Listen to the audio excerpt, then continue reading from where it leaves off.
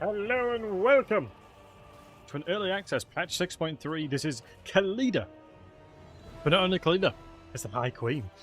So, within patch 6.3, the Tomb Kings and Lisbon have received an update. This video and stream is going to focus specifically on High Queen Khalida, and if the changes have been made to bolster her faction a little bit.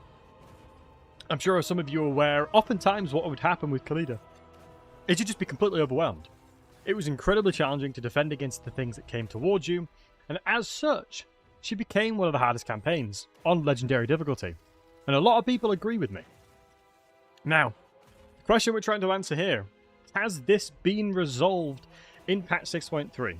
A lot of the Tomb King lords have been granted very powerful units, such as the Bone Giant, such as the Hero Titan, Tomb Scorpion, and then obviously the War Sphinx as well. So, we're playing Legendary very hard. The difficulties is as high as it can be.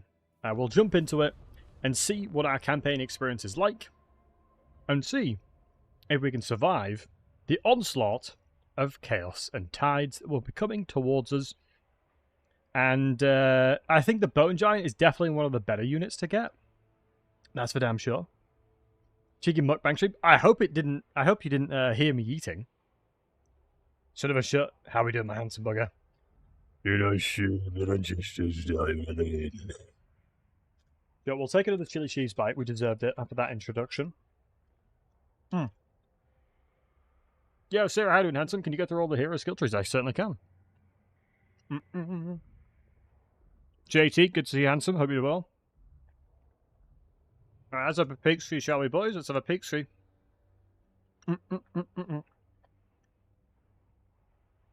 God. Full fat coat, you can't go wrong.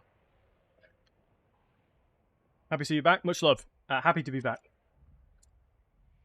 Name a better drink than full fat coat. I'll wait. I'll wait.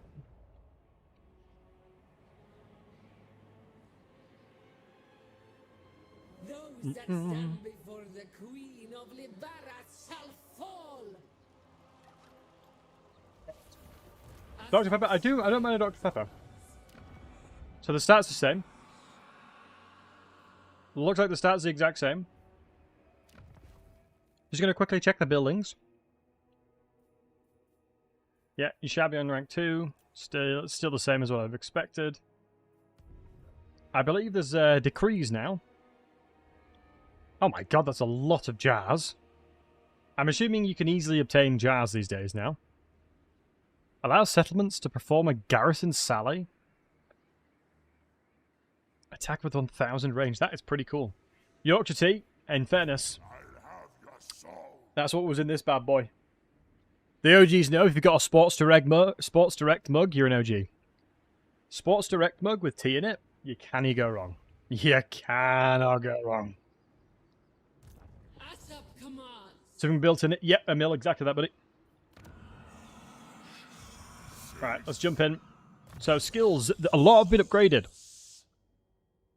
So Eternal, Wound Time Recovery -2 and Physical Resistance, not too bad. One thing to keep in mind, I believe it's Sotek that did a really good video on all the skills. From a skill-wise, I'm just trying to have a look. I don't think there's anything crazy different about her skills specifically. Oh wow, removing wounds is pretty damn good though. That's definitely new. Not having wounds means she's going to be a fighter for longer, which is nice to see. On the skill of my hero, Channel Sorcery, that's an El Clasico. El Clasico. Yeah. Causes terror is pretty decent, but most of the time you don't want terror against mortality units.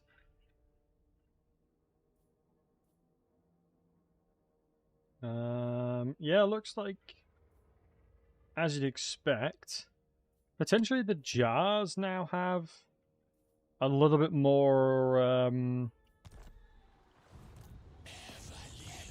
of a, like you can gain more per turn. I'm just having a look now. We've got the cult as well. We do have the option for these lads, but they are one of the worst units in the game. Oh, wow, look! Confederating a faction. You can confederate lords through this now.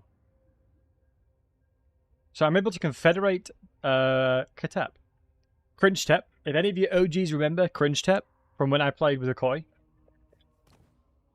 That was a while ago. Good couple of years now. Look how expensive it is. Honestly, it's not as bad as you think, TBH. I mean, it depends on how hard it is to make these jars.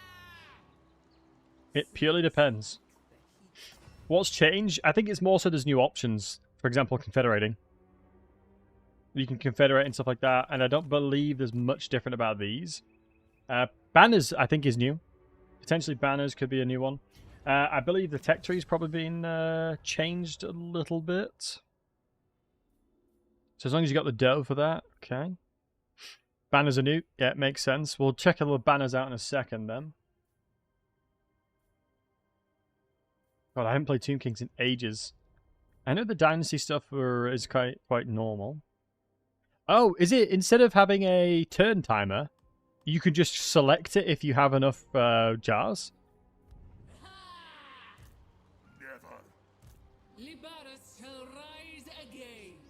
I mean, it's quite interesting that the garrisons... It means that you'll have to have a good garrison then.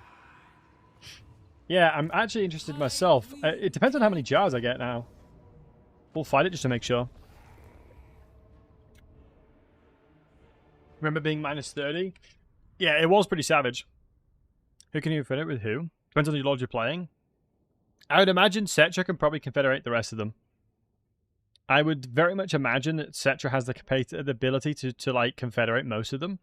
Him being the big top man for obvious reasons. No confederate with Archon. That doesn't surprise me, mainly because he's a bit of a black sheep when it comes to the Tomb Kings. So it does seem that we may be able to get some like really tasty armor piercing. But honestly, having access to a Bone Giant early on is insane. I won't lie. Because honestly, the Bone Giant is insanely good at killing pretty much most things. He just has so much damage.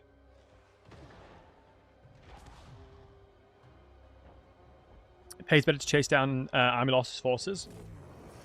What do you do when they crumble? I imagine crumbling enemies don't give you that much. Getting the books and resurrecting the Gash. Valid. Let's have a look.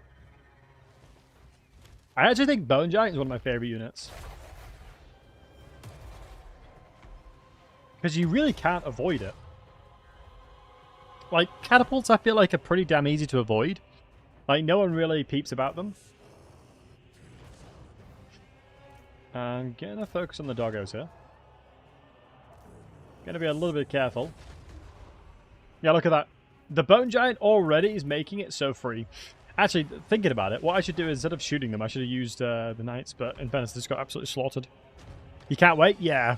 The Tomb Kings have been a very sick faction for a long time, so it's good to see that they've graded it up. Hey, Joachim. Who are they going on? What's a must-have mod these days? Interesting question. In fairness, I don't use mods that often.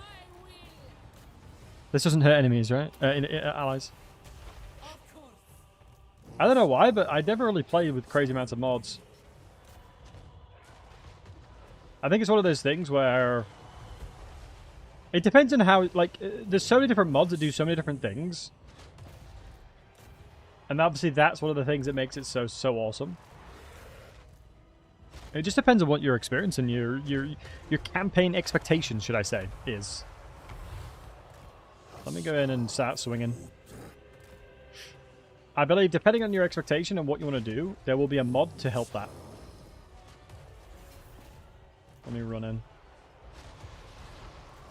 Oh, the extreme smoke stuff is very cool. 100%, I'll be honest there. You hit the nail on the head with that one. Let us make these boys upgraded. Nice. I think we'll stop shooting now, because I think we're just going to be damaging us. We'll probably just damage at this point.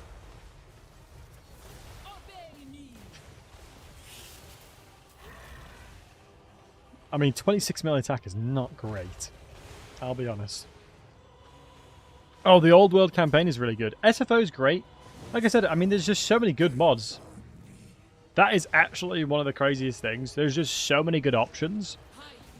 And I think that is, like, in itself is a testament to how many awesome mods that are in this game. And how well, how good of a job modders are doing as part of that as well. You could probably list a ton of mods.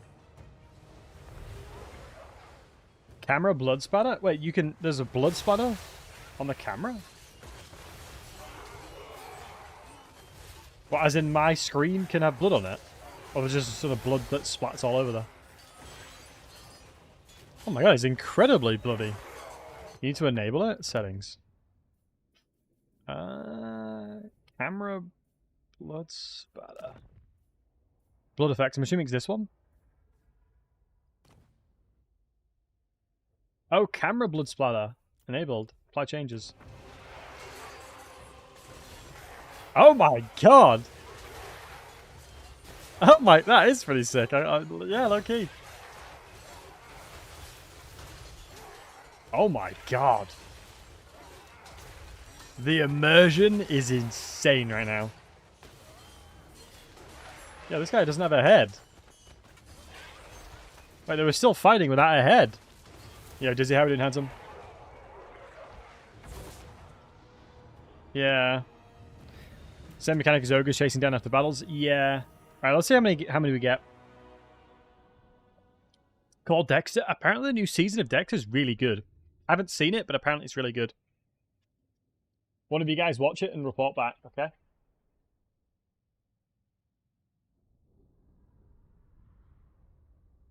Disable into splash screen. Best mod. Oh, nice.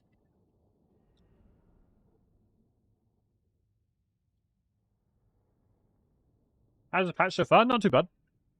I mean, most of my stream is me complaining that my food hasn't arrived.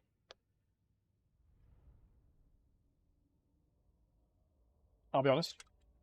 Honestly, for all my YouTube homies, I ordered a McDonald's. I ordered a McDonald's 1 hour before the stream time. 1 hour. And it took until 50 minutes after the stream started. So like an hour and 15 minutes to get here. Crazy. 117 jars is a lot.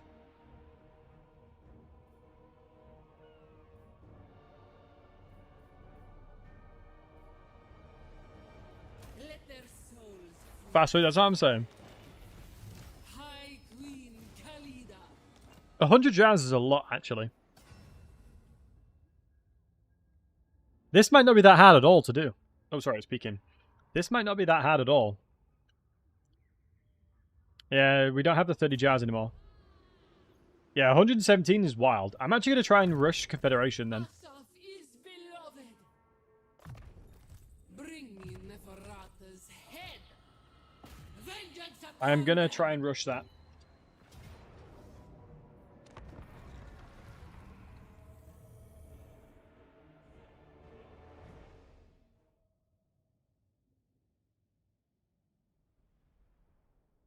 I swear. Like, I only used to get, like, 5. Hey, Attila, good to see you, buddy. Change to armor piercing and the archer units. I think it's... I'll have to check in a second, but it seems pretty good.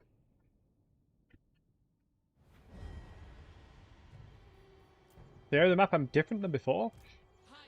No, not that I can tell. Such a shame that I took as much damage as I did. Need 250 jars to start researching a dynasty? Wait, I'll get that so quickly though. That's the crazy thing, right? That is so accessible. Like, deadass, I could get that in like 2 turns. I'm even going to get it in first turn, actually.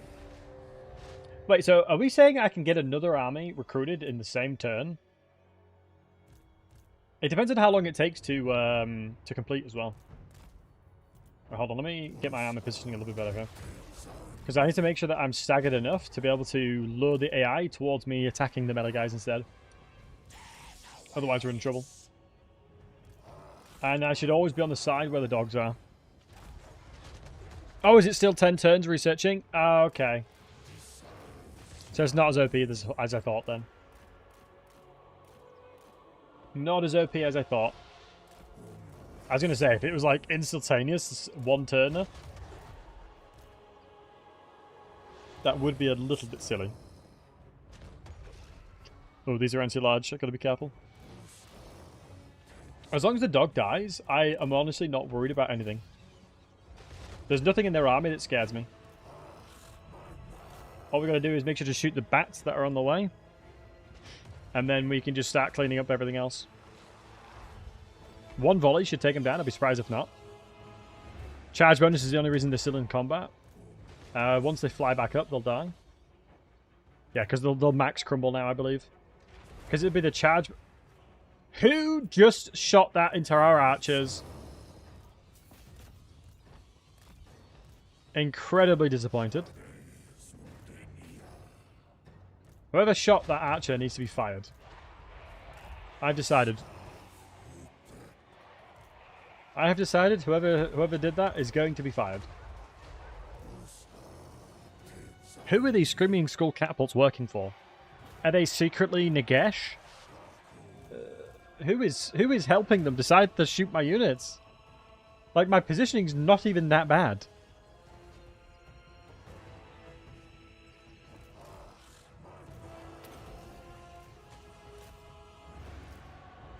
I can happily fire into here without too much concern.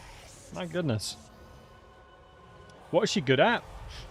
I would say it's actually a very valid question. Khalida's like your early game, like, archer, poison attacker.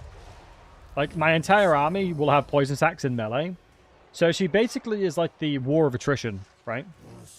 She will attrition most armies because of poison.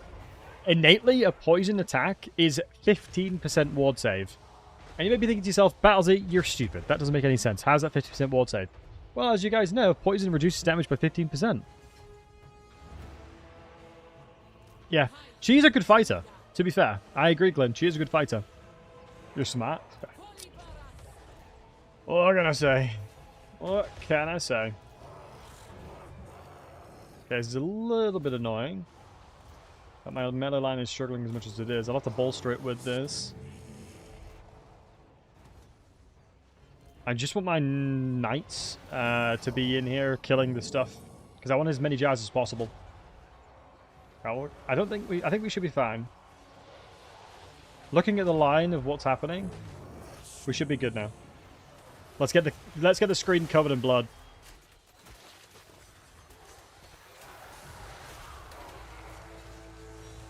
Yes.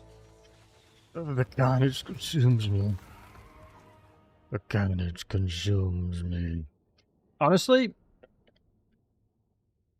it's going to take playing Khorne to a whole new level.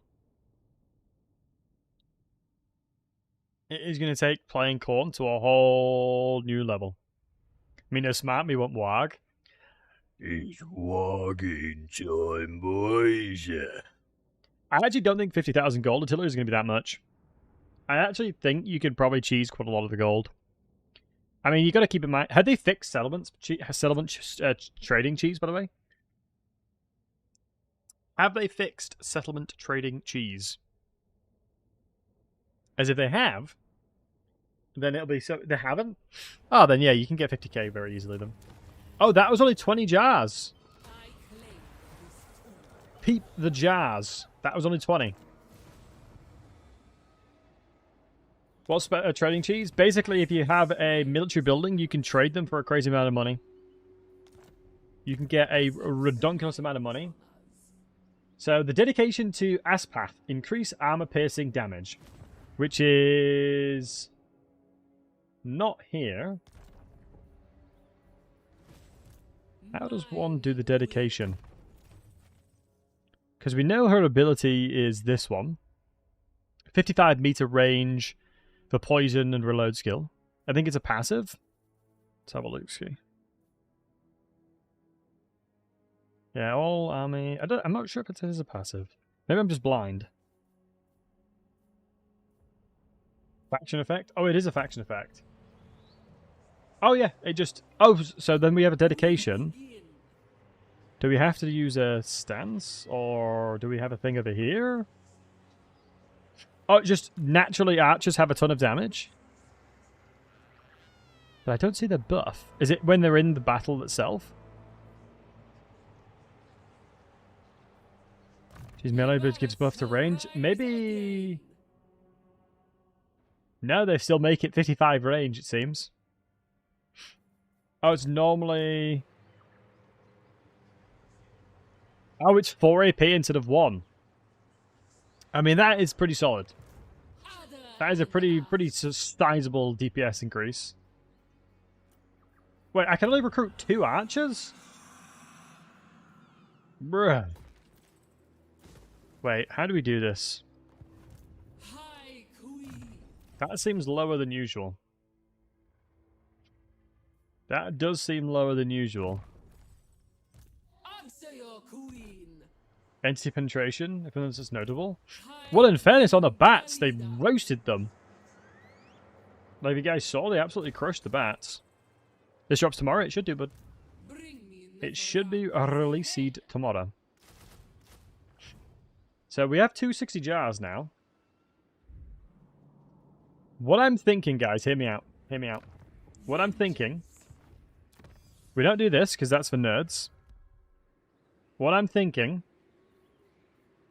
I cheese like crazy, confederate Katep, and then play on 2 sides.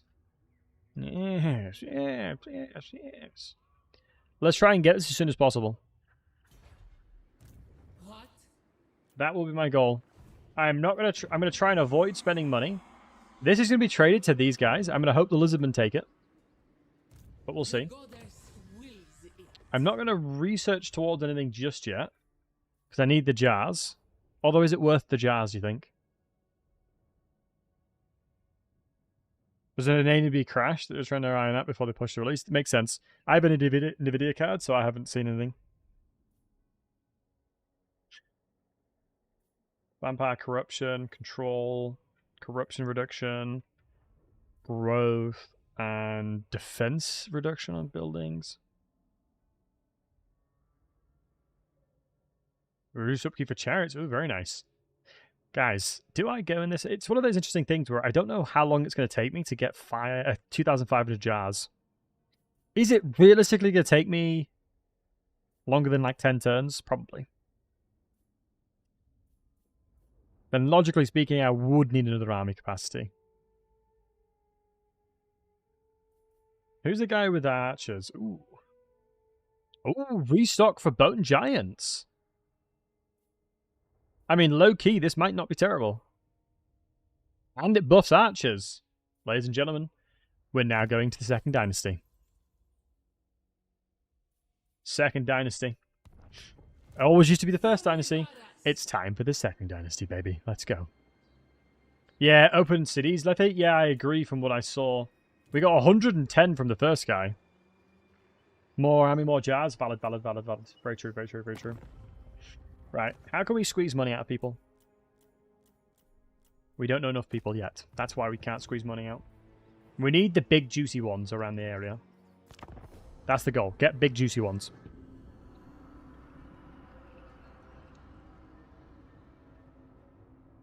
My golden ship boy? Who's golden ship? Whomst is the golden ship? Unless the 6th Dynasty is pretty good. I'll check it in a sec. I say, Lynn, I'm with you, I'm with you, I'm with you. Guys, if you have any questions, welcome back. Lethe, much love to you. Do you know what? This is for all the chat out there. Mwah! Cheeky little kiss as an apology for being so late. And Wally, thanks for the follow, mate. So, do we start implementing Kiss Wednesdays? I don't think so. Maybe if you guys get lucky. Why am I playing Katarina? It's a good question. Valid question. I have a question for you, Mr. Schumann. Dizzy, shoot. First you get sugar, then you get jars, then you get money. Valid. Then you get Katep like that. It is annoying I can't attack another person. So we'll move over here, attack this next. I think if we can yoink this and then trade it to Thoric, he's going to be our cash cow.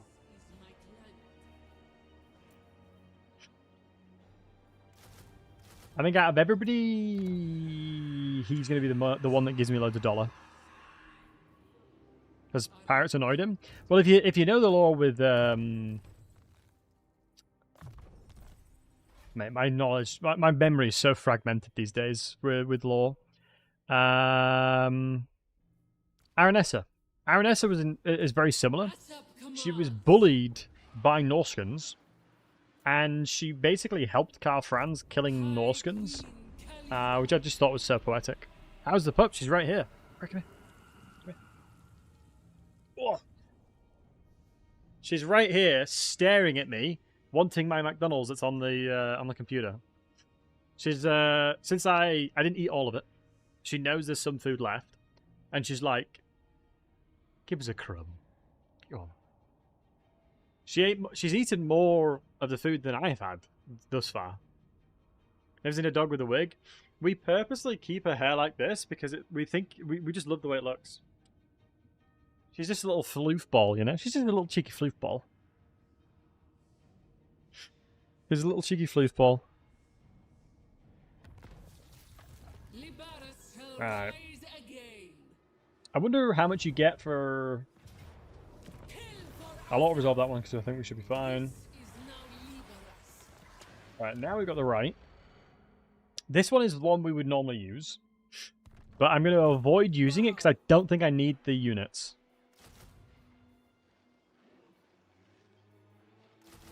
I actually don't think I need the units, so I'm going to avoid using it. We will go towards arrows. Oh, wow! I'm not going to lie, I don't know how you guys feel about this stuff, though. Every single time a tech tree has stuff like this, or skills work like this, I really, really, really like it. Because it makes it very clear and concise what you want to do. You don't have to just play around with tons of different units. It can be very clearly consolidated to anything that is ranged and consumes ammunition. A skill tree will buff it.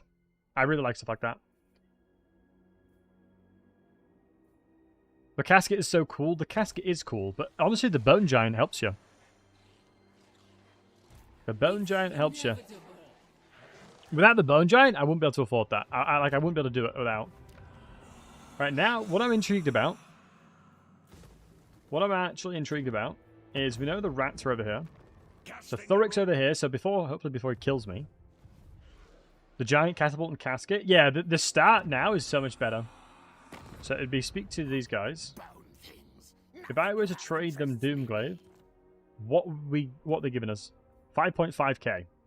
So I do believe that we can get access to it. And Joachim, much love to you, buddy. I do believe we can actually get access to the 50,000 faster than you guys think. Oh, I'm gonna cook up. I'm gonna have to cook a video, aren't I? Cheesing to try and get Katep confederated as soon as possible. The problem that I have is all missions, generally speaking, are really low. Like to get the jar, the amount of jars you get is really low. I mean, if you think about it, who would give us the most amount of jars? It'd be the rats because of the numbers. It would have to be the Skaven. Thoric will make him our bestie. Literally, if you can get Thoric to like you, your entire campaign is fine. That's what I always discovered as well. Go north like Queek. He's scary though. Although my army's pretty good. My army is actually pretty solid, so I don't need to worry as much. My logic is that if the lizardmen start destroying the settlements over here and kill the ratmen, I will just use these as fodder and just trade them across. Ah! A gamer, I see. Yes, you're a gamer, are we, Count Edwald? Wait, how do you have a barrier? Why does little bro have barrier on his units? Asap smiles on us. We do not tire. I mean, I don't mind. It's a good job I didn't invest anything into here, but it would suck to lose that.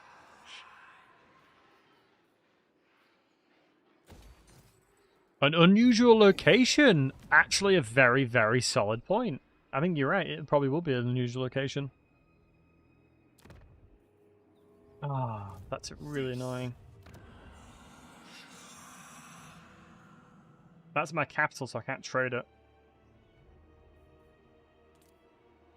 Yeah, they know, do matey. To make a difference, didn't they get penetration? Yes, they did. Archers are feeling really, really good right now. 4 armor pen plus penetration. So if you remember when they changed a lot of the Empire archers, Empire gunpowder units, they made it a lot better. Does the AI get unusual locations? Didn't know that? Yeah, Cube, they do indeed. I believe they do indeed.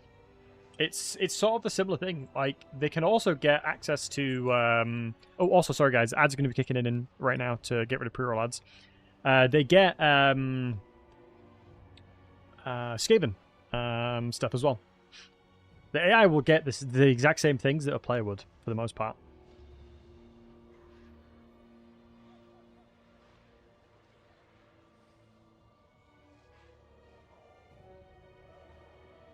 Alright.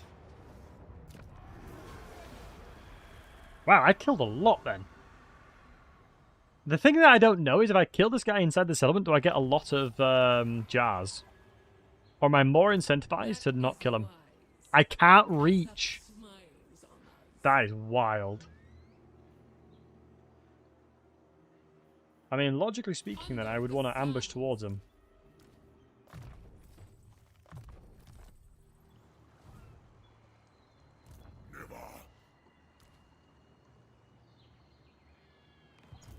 Answer your queen.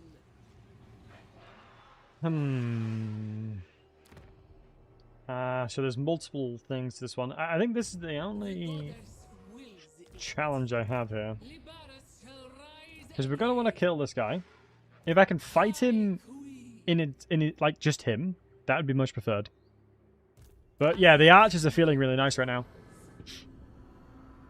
I think it'll probably be a case of fighting Canterwald and then go around. Hopefully he walks into us and doesn't go towards Lamia. But I believe if he goes towards Lamia, we'll be able to catch him outside. But then he might be able to retreat into the settlement, which could be a little bit annoying. But we can certainly see. I don't believe we have to worry too much. It just depends what he does here. We know that we have a lot of money we can get from the Skaven, so we're chilling.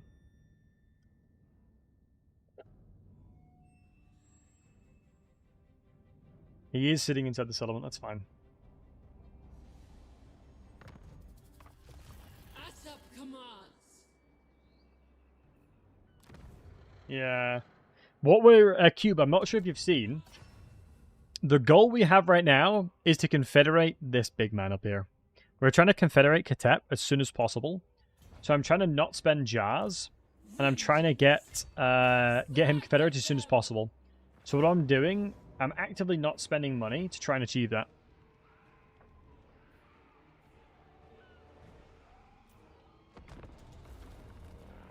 Yo, Dassy, thanks for the follow, mate.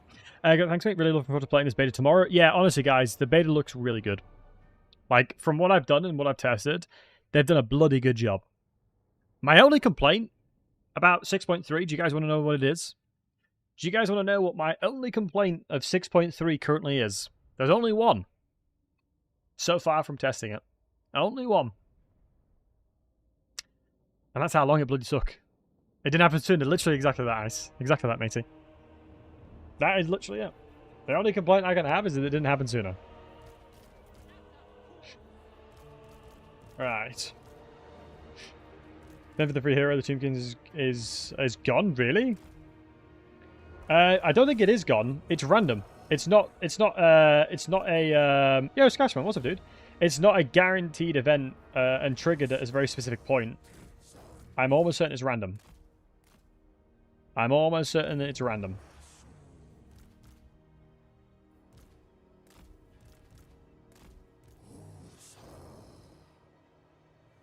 Because there'd be very specific triggers to enable it, and I don't believe they have that.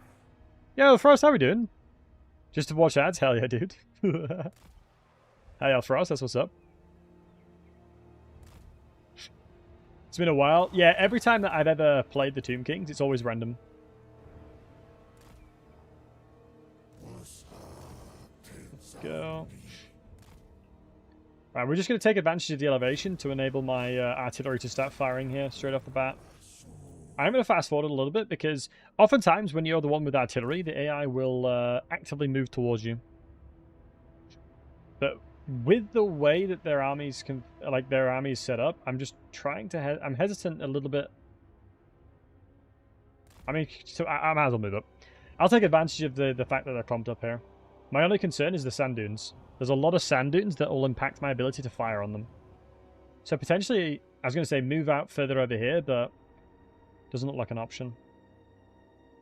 I don't really have any ways of... I guess Bone Giant's pretty swift.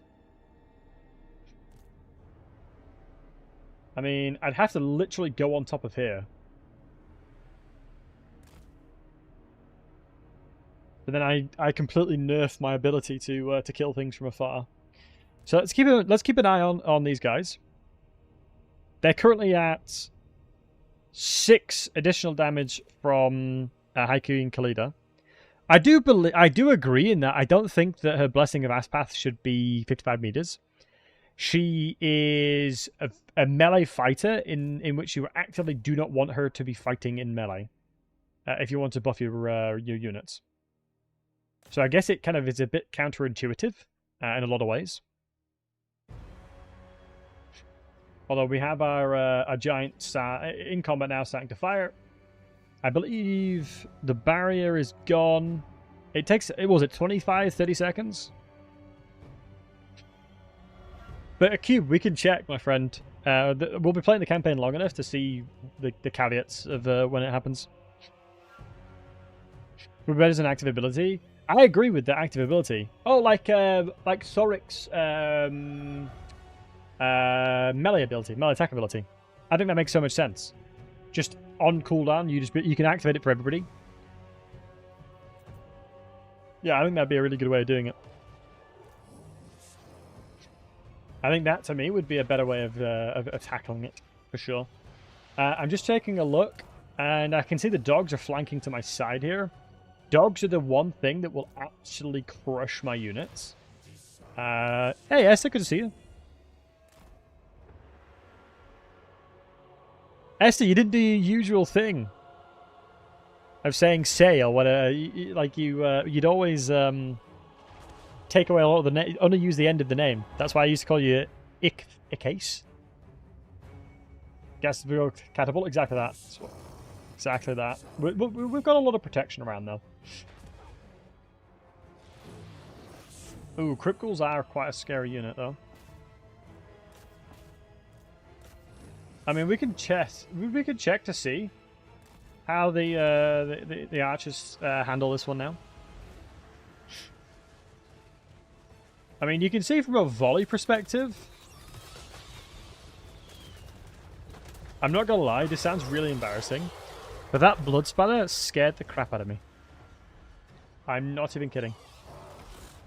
I really wish it didn't, and it's embarrassing to say, but I actually was scared to death from that happening.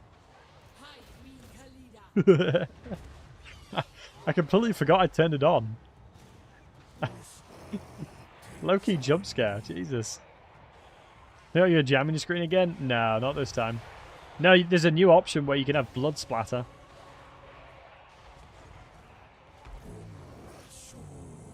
Right, we are holding the line nicely here. I mean, we've killed their general quite a lot. Let's move these in. Move these scary units in. We've held the line here. Honestly, Nehikara warriors are not it. Let's be honest, guys. I think Nehikara warriors are pretty poo-poo. I mean, these guys are pretty damn armored. With 46 melee defense is nothing to laugh at. My goodness. Let's take a... I'm going to take a little bit of a further backline now. I think due to the fact that they have engaged us the way they have, I think we're better off moving my archers a little bit further back now and leveraging the fact that we've got a little bit more space. I think Catapults probably wants to start moving on the side just so we can start shooting in the corners here. We've gone pretty wide. Typically speaking, you won't want to do this in an engagement like we have. But hey, hell, it is what it is. We're just vibing. We're just a silly guy, you know? Just a silly guy. Just a silly goober. Yeah, these guys are doing a pretty damn good job of holding the line. I do think I'm going to send him in.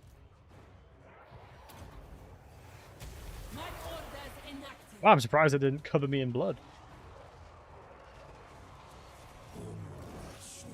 Let's move this way.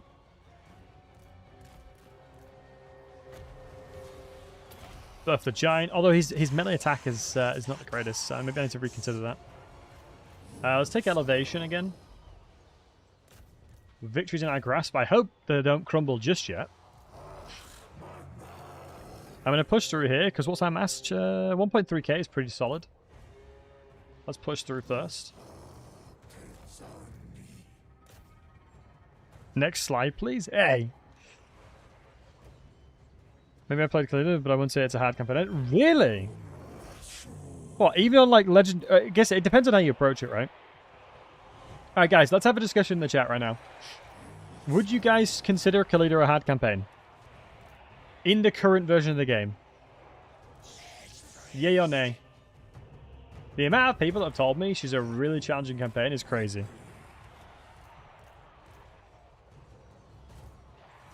Ooh, my bone giant. If that bone giant crumbles, I will be incredibly sad. I think I'm probably better off buffing Khalida. I think had a time with the Chaos Swords. Really? The ironic thing is that I feel like Chaos Swords are really, really OP. Sure, one of the hardest campaigns? Yeah. RNG will make or break the campaign? Couldn't agree more. Yeah, I agree. I guess on lower difficulties, she's not that bad. But it's one of those campaigns where, oh, the AI has decided to kill you, and everyone's attacking you. Yeah, you've lost. You're going to struggle. That's sort of what the campaign is like. Or what it feels like, anyway. We have not lost that many troops, thankfully.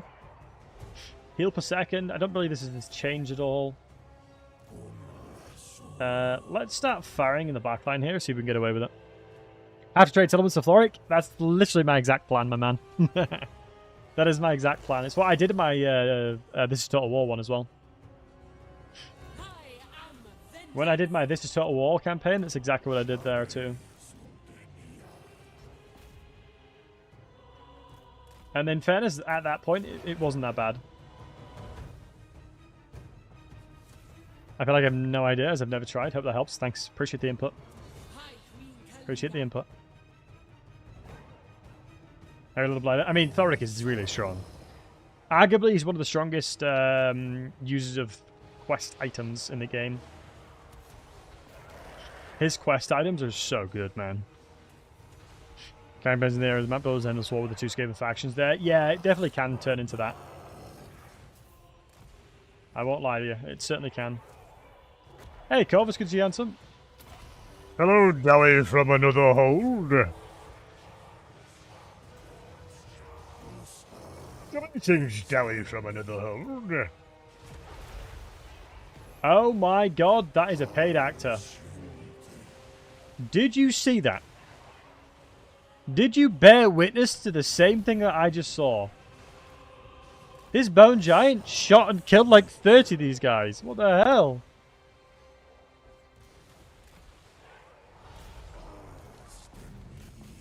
Sabotage holders? That's what I'm saying, man. The summoning of the Xiaobis gave me enough balance of power.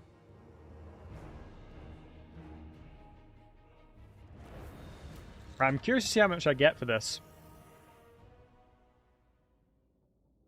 I'm curious to see how many we got. So, we have killed like 3,400 troops, roughly. 3,500.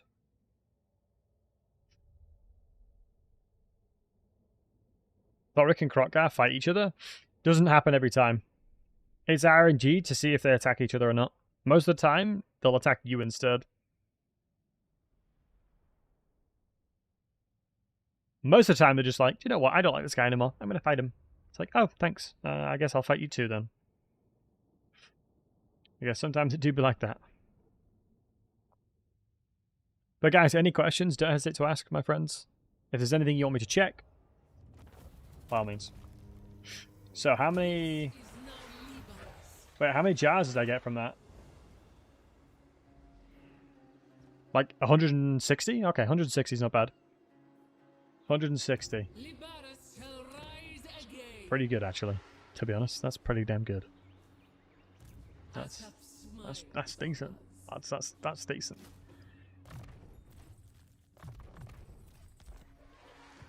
Maybe. Do you know what? I'm trolling. I don't think I need any more ammunition. I think going into this makes more sense. But then again, it's like 2,500.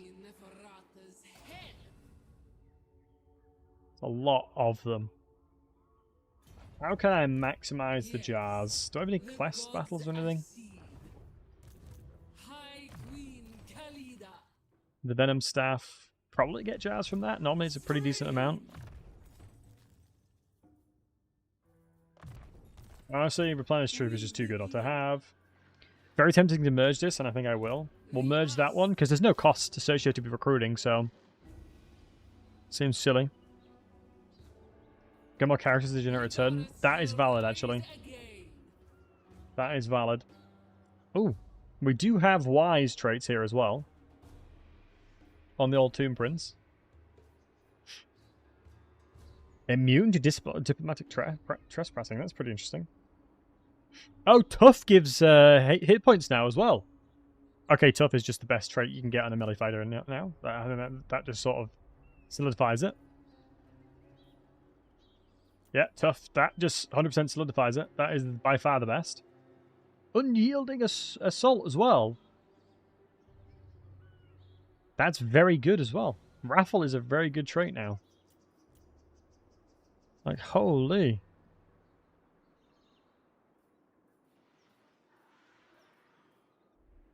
Oh, of course, we've got the stuff over here.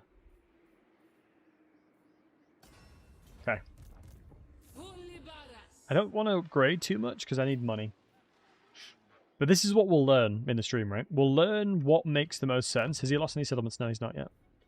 So I'm going to need to take this soon so I can trade it to Thoric. We have melee everywhere, which is good. Is it a Lizardman rework out? Yeah, it is indeed. Well, in 6.3 tomorrow. The beta comes out, and it'll be in that frost. A little bit disappointed they removed the 20% ammo. Honestly, 99% of the time, you are never going to use all the ammunition. Like, it is so infrequent that you'll leverage all the ammunition, especially with the red tree buffs and everything else like that, that I don't believe it's too bad. Corvus, they get armor penetration, or more armor penetration, and they have penetration projectiles, so like it can pass through units. Negative growth. Thanks for that. Yeah, you tell him, Khalida. So the next army, Andreas von Zekerloth. Solid name, TBH. Solid name. I don't want to use this yet. I think I need... I honestly think money is going to be harder to obtain than it will be the jars. I think jars will come quicker and easier than the money.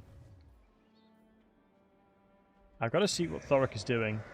Okay, Thoric has taken this now. Okay, that's really not good for me.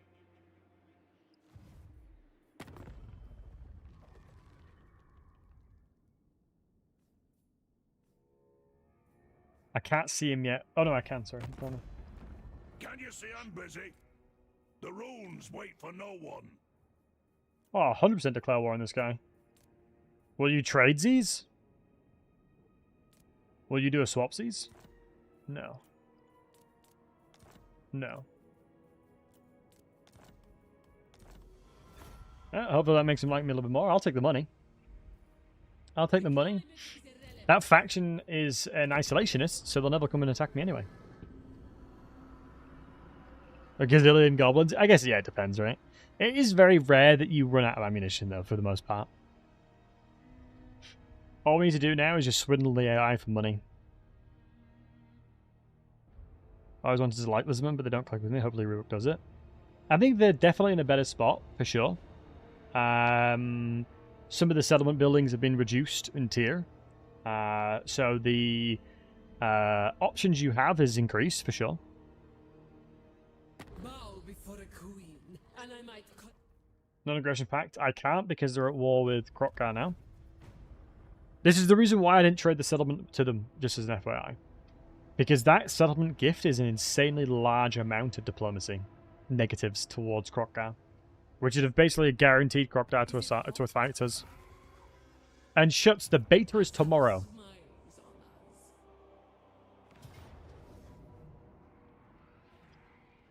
us. Wow, this is actually a really solid garrison.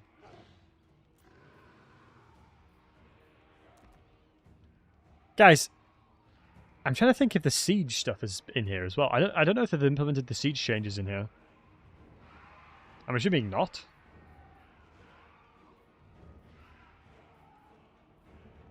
So I don't know how screwed I am going to be. I don't know how in trouble I am for attacking this.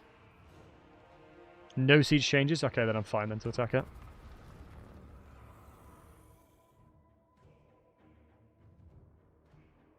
I can't build ladders, so no. Valid. Yep, good point. No, I'm just okay. I'm just checking. Just checking. Is this the beta as we get tomorrow? Yes. Yes, it should be, Rave. I mean, one thing to keep in mind, they've identified issues with their AMD-specific GPUs. And so I think it makes a lot of sense for them to delay it. Like, imagine if they pushed it to Steam and, like, half the user base just crashes on boot. I don't think it makes sense to release an unfinished product.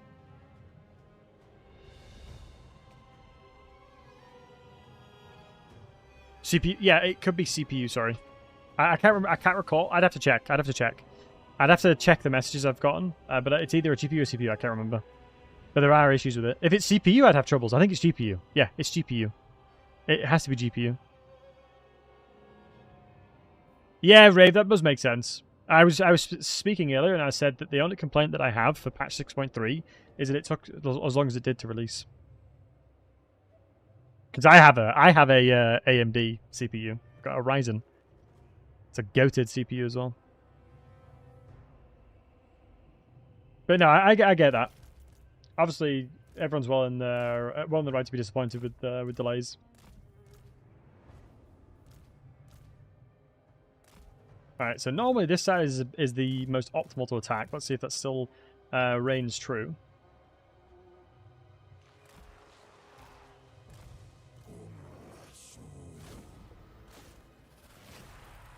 Flame Hyenas? Wow, that's a name I haven't heard in ages. No, that's a name I haven't heard in ages. I remember I was given an early access code to play Hyenas and I just never did. It just wasn't a game that interested me at all.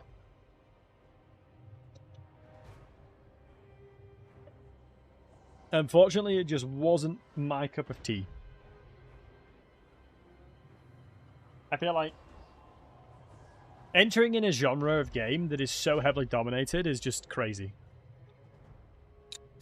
Like, if we're honest with ourselves, guys, like, if we're all being honest with ourselves, what games exist that does the Total War recipe well? What games exist currently that do the Total War recipe well? And the answer is not that many. One Total War, exactly, right? And so imagine being the giant in the industry, like the giant specific developer in a very specific niche, going into an entirely large, gigantic genre that so many people have tried and failed. You know, it's brave. Give them that.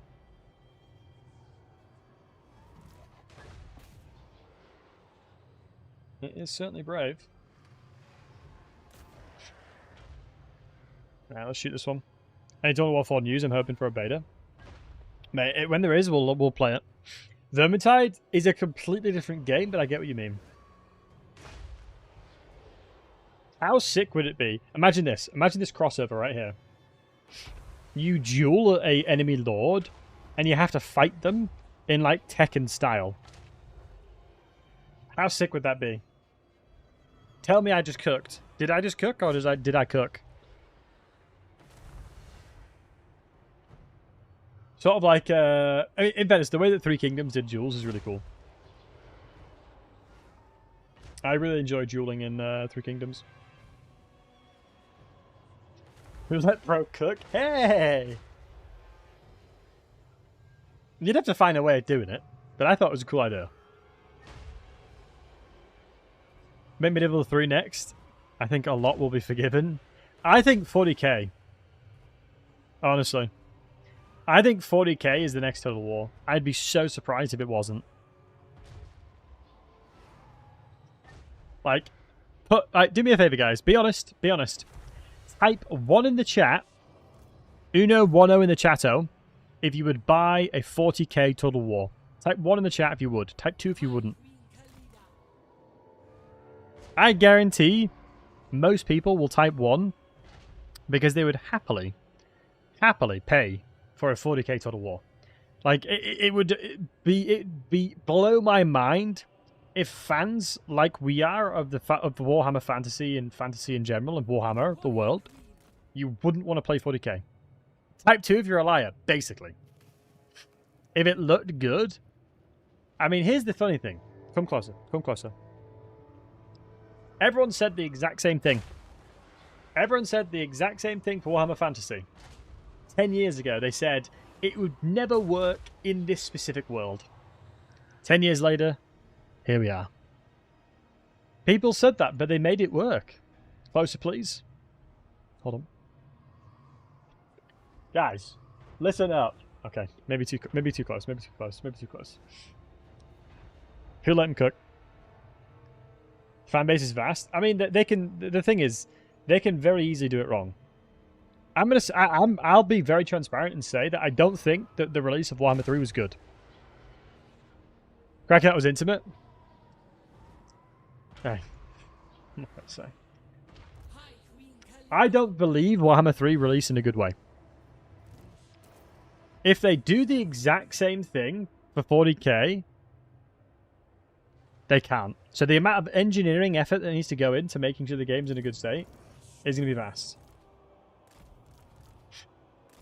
Like, I remember playing Warhammer 3 on release, like maybe a couple months after, and absolutely hating every single siege battle.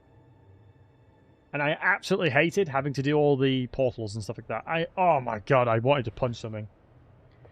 Imagine playing the same campaign fundamentally over and over and over and over again. Brutal.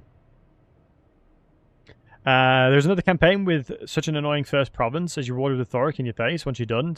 CS, I believe that as well. I agree. I mean, you quite literally are punished for existing for the most part in this campaign.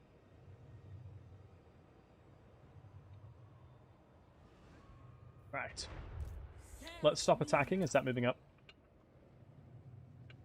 I have such a hard time believing that they would not prioritize something that's clearly going to make them a lot of money.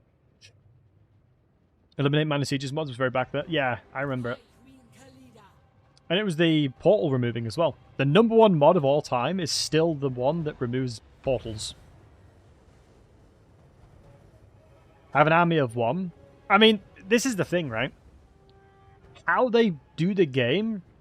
Like, if you talk about, like, Warhammer, like, World War 1 and World War 2, like, looking at trench warfare and things like that, I believe they could do stuff like that. And then you can take elements like that and implement that into Warhammer 40k. Like, you would never be able to do a vast world. Like, you could never do that. Feasibly, you would never be able to do or level the scope of what it'd be like.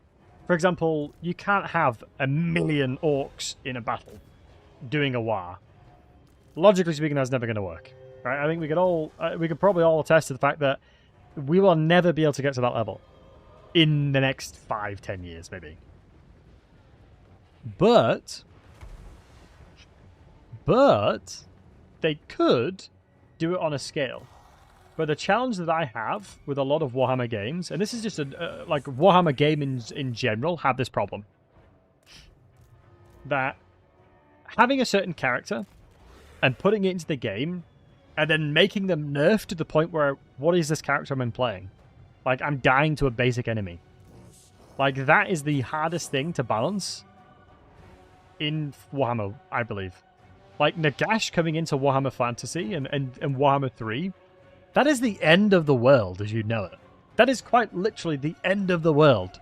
The only reason Nagash didn't end the world is because obviously plot armor and, you know, Venarian and whatnot had the, was it the Cloak of Nagash? I can't remember what it was. Basically, they had an immunity to his spells. That was the only way he was able to defeat them. But if you put it into Warhammer Fantasy and things like that don't exist, nothing could come remotely close to what currently exists in Warhammer 3 to what Nagash would do. Nothing would come remotely close. It wouldn't even be a competition at that point. And so that's where it comes in and says, hang on a second, how the hell are they going to balance this then? And make it still feel pretty great. That, I got no idea. Low-key, no idea. I ain't a game designer. But my god, I don't envy the people that have to figure that out, though. Taking, like, these awesome characters and, like, trying to decide what to do with them. It's not an easy thing to do. Not an easy thing to do. I mean, if you look back at a lot of historical Total War games, not just Warhammer games in general, sorry, that is a problem that persists throughout. Right, let me grab all these boys and start running through, because I don't believe they don't have any archers, so...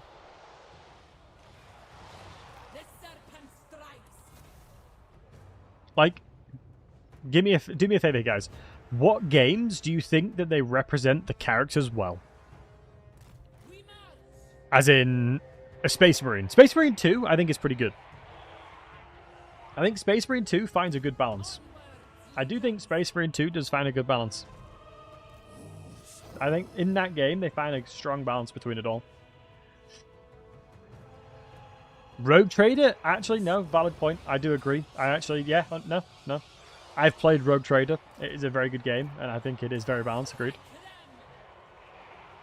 Maybe sometimes Grey Knights? Yeah. I think that's the problem with most things in Warhammer. Like, the lore is very fragmented for the most part.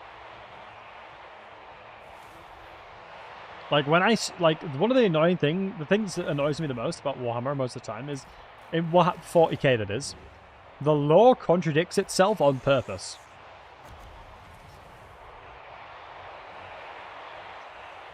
I'm like, bruh. It's like, well, you wrote that in this book, and you wrote that in this book, but actually this is the reason for that. It's like, oh, I see. Is this mage beating my bum? Nope, he's just dead. He's just dead. Right, I think we need to be consolidating our armies. We're struggling to get through this gate, but we'll do it. With them having favorites, we'll do that? Yeah. Yeah. I really don't want my knights defending by themselves. But the Bone Giant should be able to get some pretty tasty shots in. Lore was written by Zinj. The thing that's wild to me, if I'm not mistaken, guys, keep me honest. In the lore, it specifically says that Zinj had the capacity to murder the entirety of the Imperium of Man, but decided to keep them alive because they did more harm than good. Like, it made sense for them to keep them alive because of the fact that they actually was doing more harm than good. Imagine that. Like, that to me is wild. The only reason they're still alive is because of the fact that they do so much bad stuff. But everyone in 40k is bad anyway. Time to nerf him, keep it interesting. That's the kind of stuff, right? It's mental. Sad game, it's called the Imperium of Man, yeah. Let's get my swordsman in now. So I think here's where a lot of the missile piercing will come in handy. The sad thing is my ability, my... Hold on.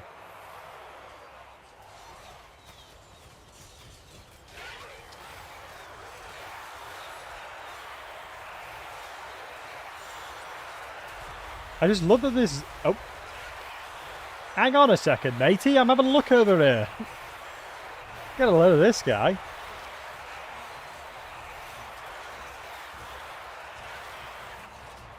I'm trying to see... I think my my FPS is not the greatest in those situations, is it?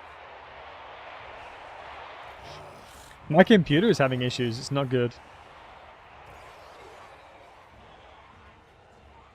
What a flip book. Hey, you guys love it. Now I'm realizing why he said next slide, please. It's because when I zoom in like crazy, the computer does not like it. In fact, I'm quite surprised I'm able to multicast, to be honest, because last time I tried it, it wouldn't work. Because my computer wouldn't handle it. Starts with the Bone Giant again, it does indeed. If the books are placed in Lustria, if you start as Cadet, we'll take a look, because we're gonna be confederating Cadet as soon as possible. I'm doing well. How are you, man? I'm doing good.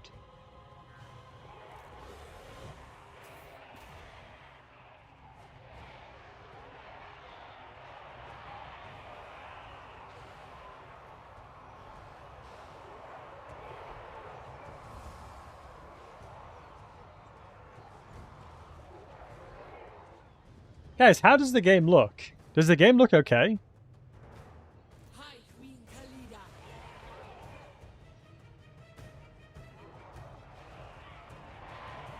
Oh, the books was closer. Yeah, I'll check.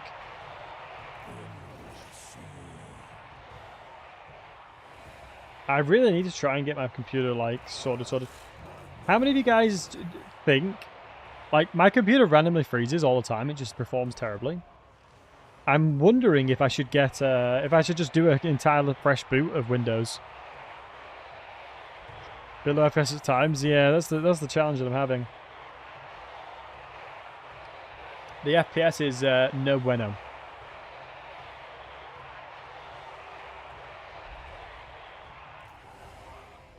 Where are you little rascals going to? Just download more RAM. That is a very good point. Why didn't I think of that? I don't have AMD now.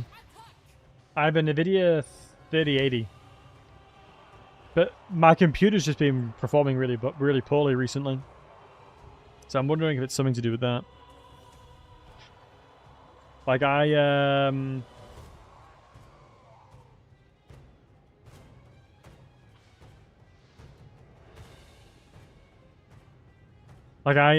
hold on. Don't be running up too much now.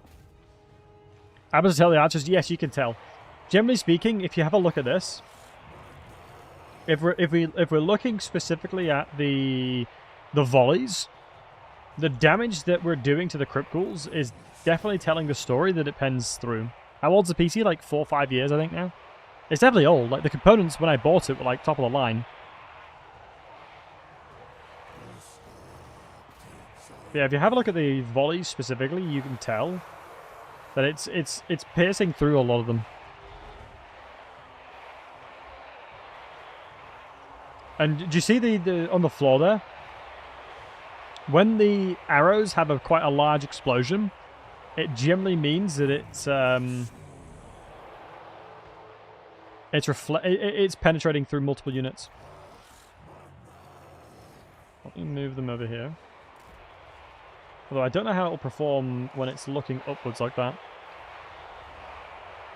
3080 thingy, never has thingy. Thanks for clarification. No worries, dude. It's not quite as OP as, what were they called again? When they released, where are these guys called? Where are these guys? The Hoshling long rifles, where they buffed the long rifles and the Ironsides, and it would pen through loads of units. Yeah. It was not it.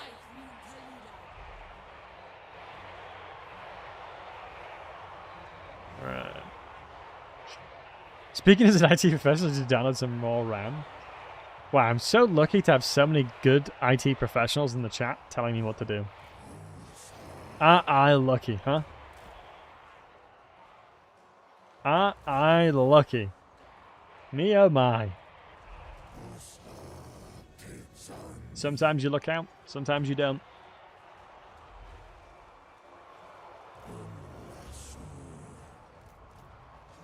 Ironically, I believe the ammunition is going to become a problem here. I said it wouldn't, but it actually is going to be. It's a bottleneck somewhat for sure. That's what I'm saying. I just don't know what it is. I legitimately took it to a like a shop, like a computer shop, to have a look at it. And I'm not even joking. They made my computer worse and unverified my Windows 11. And I paid £45 to do that. So I rung them up and I was like, boys, WTF. My computer no longer has Windows. And it's now running worse because they changed stuff in the BIOS. And I'm like, brother. And they were like, oh, let me remote desktop into your computer to start looking at things. It's like, okay, sure. And yeah, it was a nightmare. It was a nightmare. And so I just did stuff myself. But I still need to figure it out. There's still a few things I want to do. Dedicated the settings in there. I think it dedicates... It gives it as much VRAM as it needs.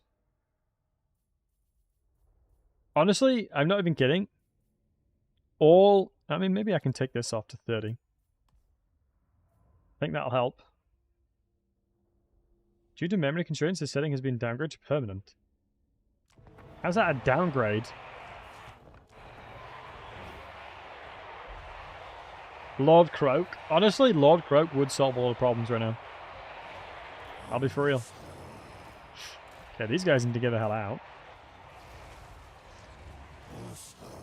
They've certainly done their job. My only concern is killing the Black Knights.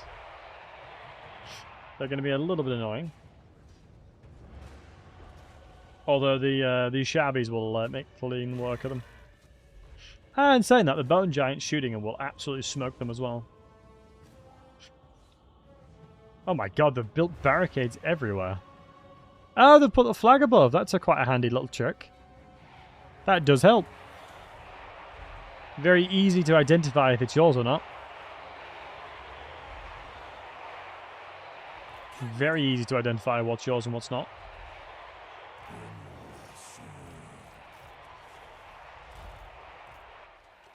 Okay, let's move the archers up. If it's red, it's dead. It's a good way to think of it. Alright, try and fire some skeleton warriors. Let's go guard mode and fire at will. I don't mind if they stay there and fire as much as they need to. I'm happy with that. Have I tried turning it off and on again? Maybe I should check that out.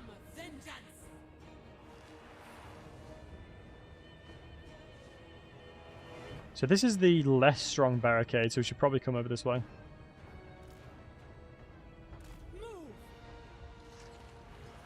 But if they're moving their units towards me, we'll move over here. We need the spearmen now. I think as long as we start moving the spearmen in, we should be fine. I'm just hopeful that they don't go up on the siege on the ladders. Oh yeah, we have no ladders, so they can't. Yes, I'm a genius. How to avoid the gate bug / annoyingness with the ladder. Just don't go on the ladders at all. Ignore its existence. Completely ignore its existence. Yes. Yeah, the siege changes haven't been implemented in 6.3. I mean, because that's like a much wider discussion. Like, siege changes is going to be a big one. I don't know how they fix them. I mean, the main thing for me when it comes to sieges is the problem's not in defending. The problem's in attacking. Like, I don't know if you guys agree to that, but like, I don't have any issues defending settlements. In actual fact, I quite enjoy defending settlements, but I can definitely see it becomes very tedious when it comes to attacking settlements. No other options get into settlement, that'll do it.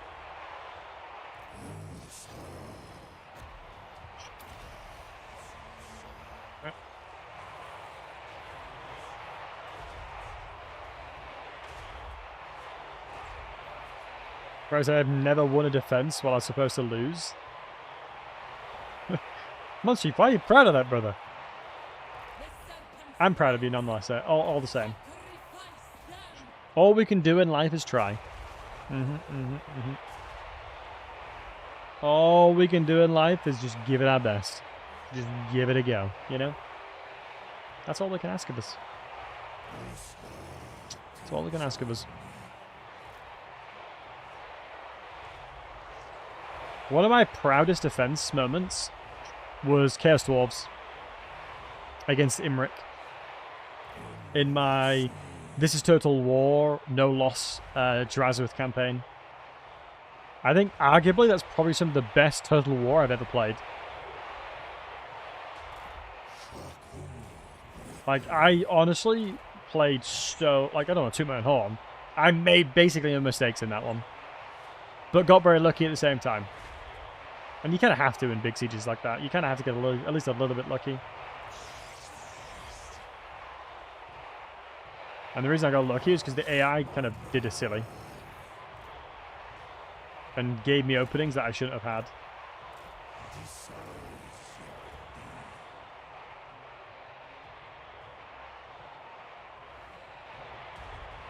Nice.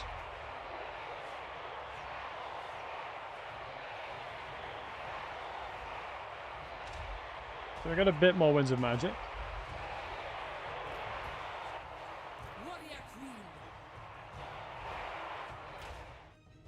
I will fast forward a little bit now.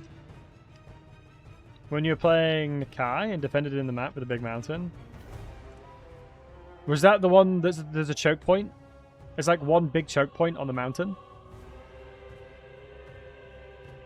That's also a classic. That was the no-loss Nakai run that I did.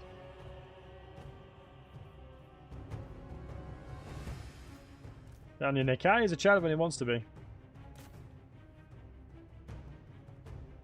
I think the patch after that, they broke the recruitment of Centaurs. Crocgars? Man, my brain is just not braining today. These beauties. Croxigors, yeah, there you go. Fun fact, Gorok, not Gorok, Crocgar is a Gen 1 Croxigor.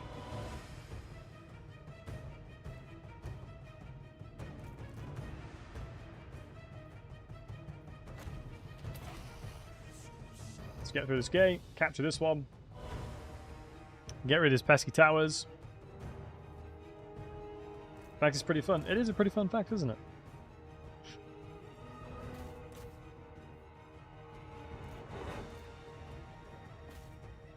He's a Pokemon? Yes. Very blue or red? He seems like a red kind of guy, you know?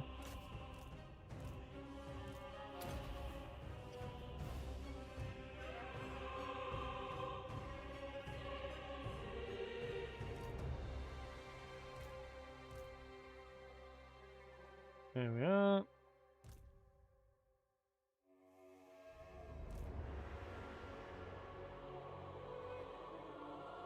Ooh, we might get a DLC reveal. That'd be nice. Warhammer 2 defending Empire Forts. Oh, man. The Empire Forts were such money printers in Warhammer 2. I used to love it. The amount of dollar bills you could rack up. Watch this, one little Kabami from the Bone Giant, and this guy's running for the hills. Oh, yeah.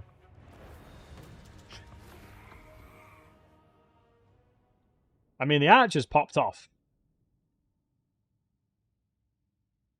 That's for damn sure.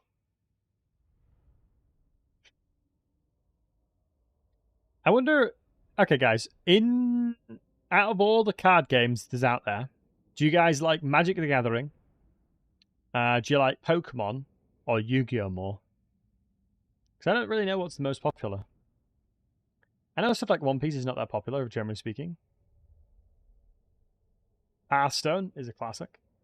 Hearthstone is a good one. I like Hearthstone. Pokemon, Magic the Gathering, Hearthstone. Yeah, I feel like Hearthstone popularized TCGs.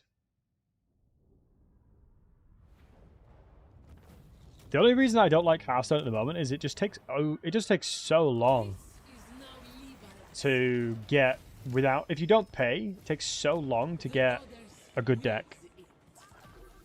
It's kind of BS.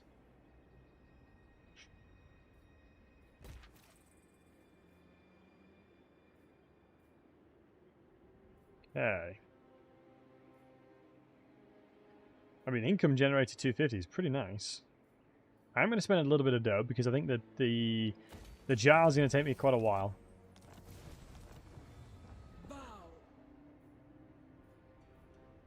Attitude replenishment is a lot. Recruit rank as well.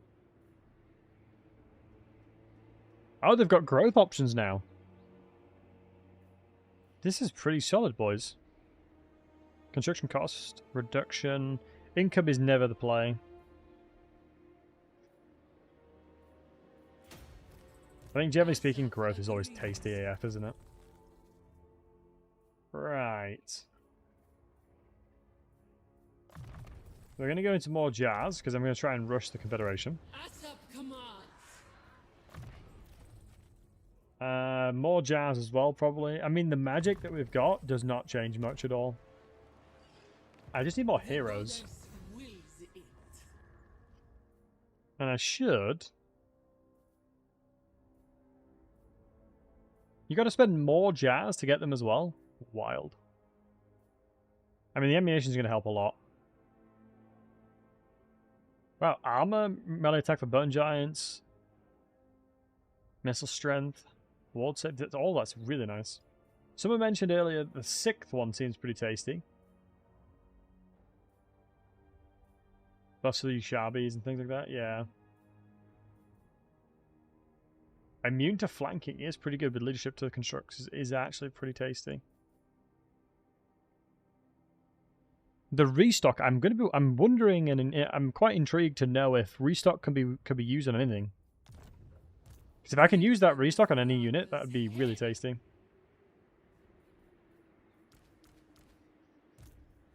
Merge one of those bad boys and grab another archer. Techs are looking good, yeah, agreed.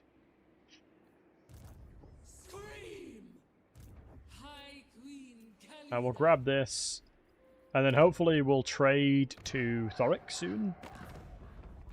In these dark times, oh, I can trade settlements already.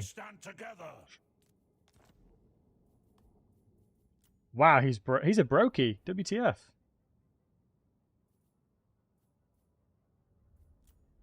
I don't need an alliance. 3 grand though?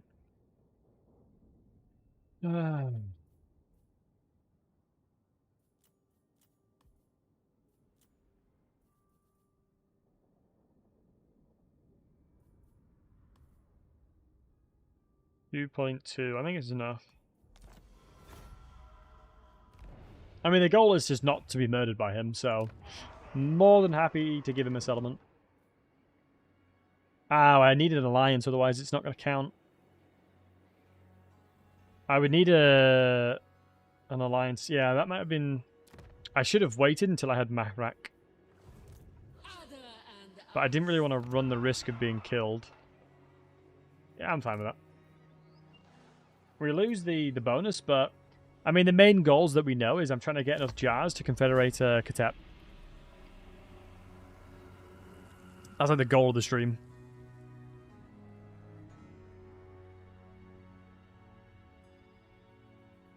Challenge me and witness vengeance. Oh, shoot.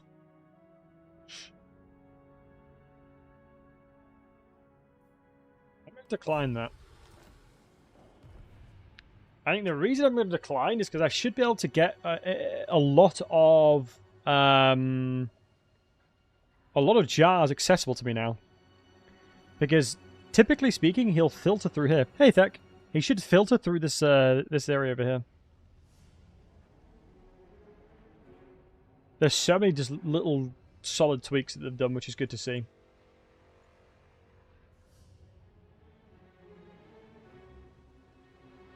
Unless for a season. Yeah, it is silly to do stuff like that.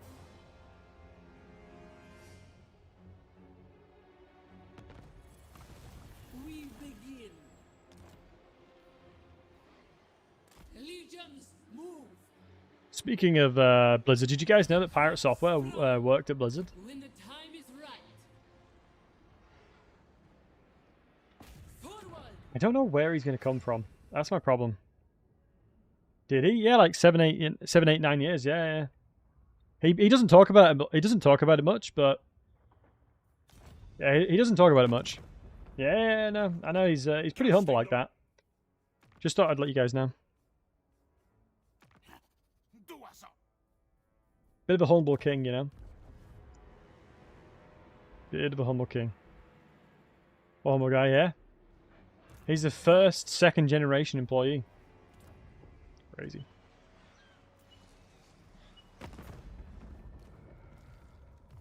Yeah, it should be good. Let's start moving towards them.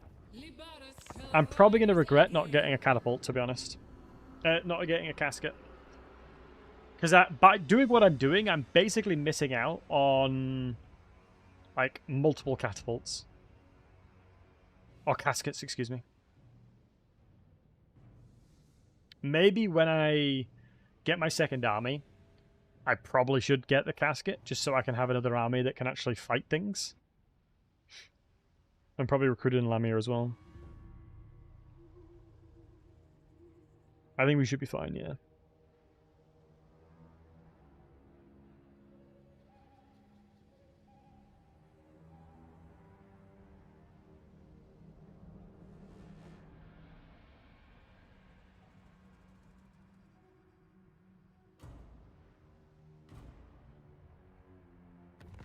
Right. Oh, wow, that's a freebie. I'll take that. Oh, and I can reach. Oh, yes, we can reach as well. And we get the army capacity increases. Oh, what I should have done, actually, if I was a gamer, is recruit the Lord, put them onto the side of the red line, to the area of the zone of control, and then got them in this battle, and got more jars from it as well. If I was a gamer, I'd have done that. Uh-huh. If I was gaming hard, I'd have done that. 124, we'll take that. Are you going to try and conquer them? I'm going to try and grab as much as I can off of them, to BH, yeah. Let's get these jars adding up. I am going to do this casket now. I think it is the right play. Because I'm now... I think I can make just as much money. Because now I at least get a stronger Lord. Dude, plus 10 melee defense is wild. Oh, this one doesn't include... So strong is not as potent as this one. I mean, yeah, dude.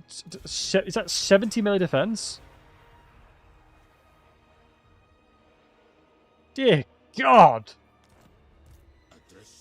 70 melee defense! Do I just not buff his army and buff him up?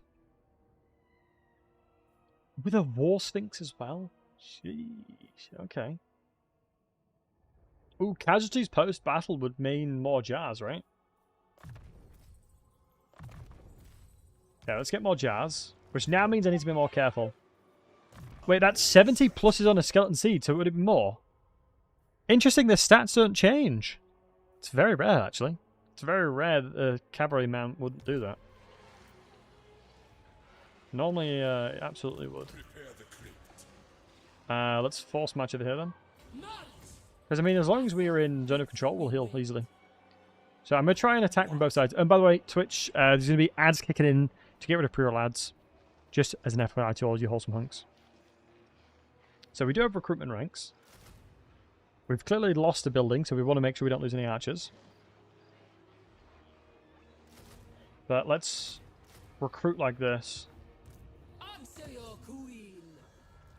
Don't forget the casket. Do I put it in Khalida army or do I put it in this army? Mine I don't think will Khalida needs it. This army is going to be straight cheeks without the casket. I can decide next turn at least. Queen Khalida.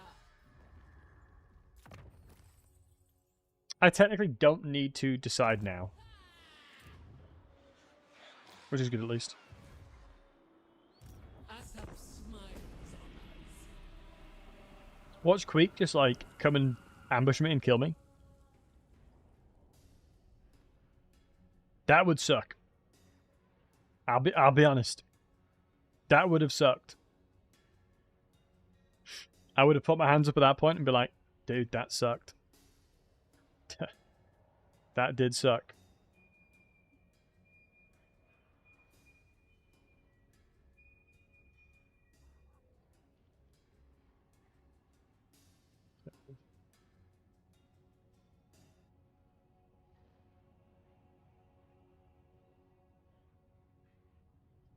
Alright.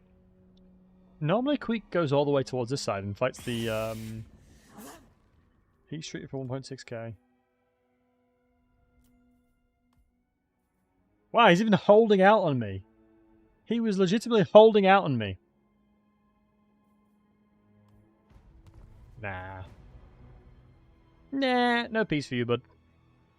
It depends if I can attack the settlement in one turn or not.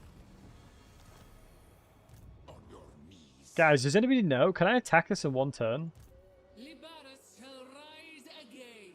I'm going to say yes. It kind of looks like I should be able to. Especially with movement increases. Military presence of 3, so there's only 3 units in there. Plus Thoric will really want it. Oh, game's gone. The game's gone. I can't get it in one turn. This is impudence. The game's absolutely gone, lads.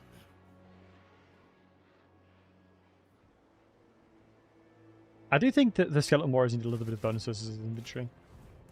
Come then. Kill all.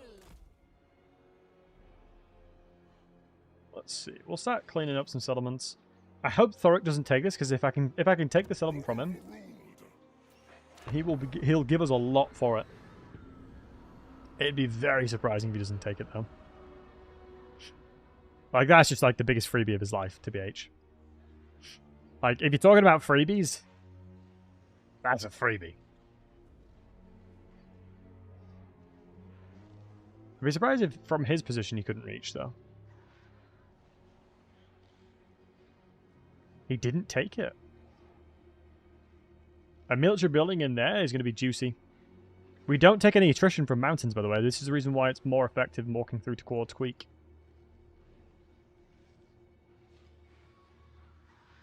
This is why it's a little bit more effective. Because this is the logic, right? I don't know if I need to put the casket in any army yet. I should have put it in this army. Yeah, for reals. For real, for real. It should have been in this army.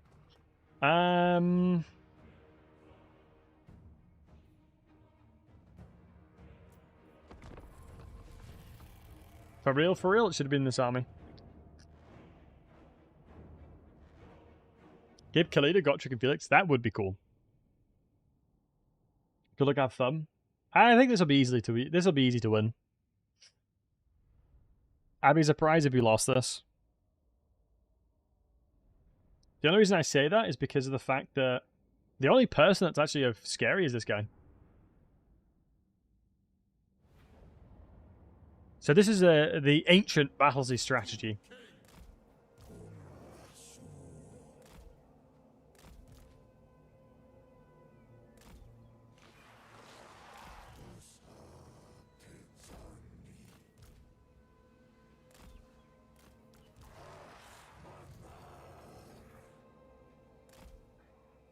You're wondering, this is what Sun Tzu write about.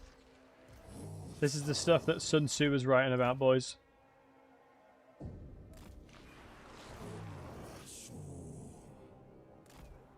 Right. There we go. Bloody lovely. My will be done. Right. That should be good enough. How's you guys day been? How's you guys day been? Since you wrote about reunited skeletons fighting reanimated corpses? Exactly. Exactly. It was more the effectiveness of stacking upon oneself.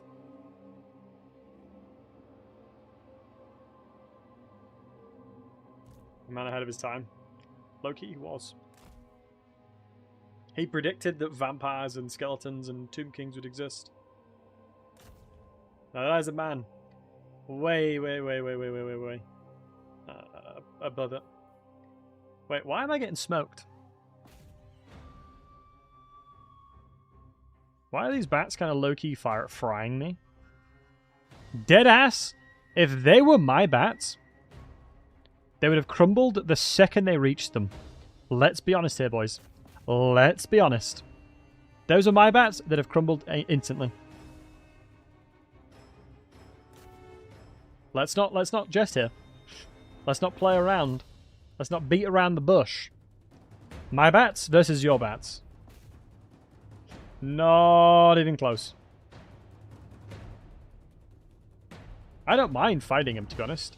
Because I actually need this guy to take damage, because then I can use the curse. Because the curse is going to be the reason why I killed the rest of their units.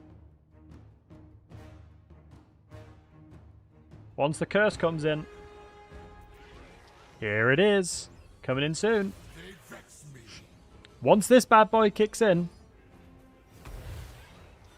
Shouldn't it have kicked in by now?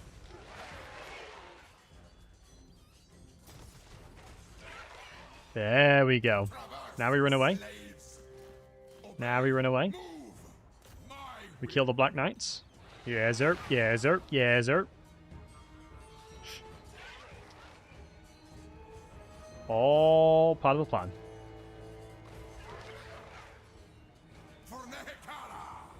All part of the plan, boys. But I foresee this. I foresaw this. Okay. If I can kill the hero over here, this would be helpful. Yes, yes, yes. Okay, so that's crumbled. Now it's just the hero, basically. Crumbling. Yeah, you should be 100% crumbled. Put you in a crumble. An undead crumble. Killing the hero first, because his melee stat line's garbage. The Lord, I'm just going to cry a little bit, to be honest. I think the main hope is I'm lost bonus. The good news is Nehekara Warriors will do fantastic against him.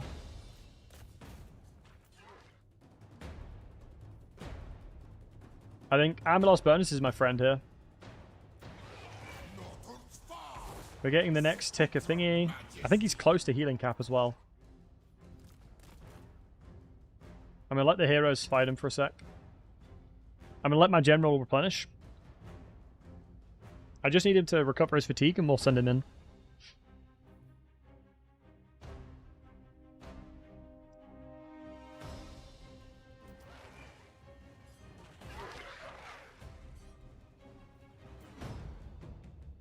Let him recover his fatigue and we'll be vibing. He can't heal anymore, at least.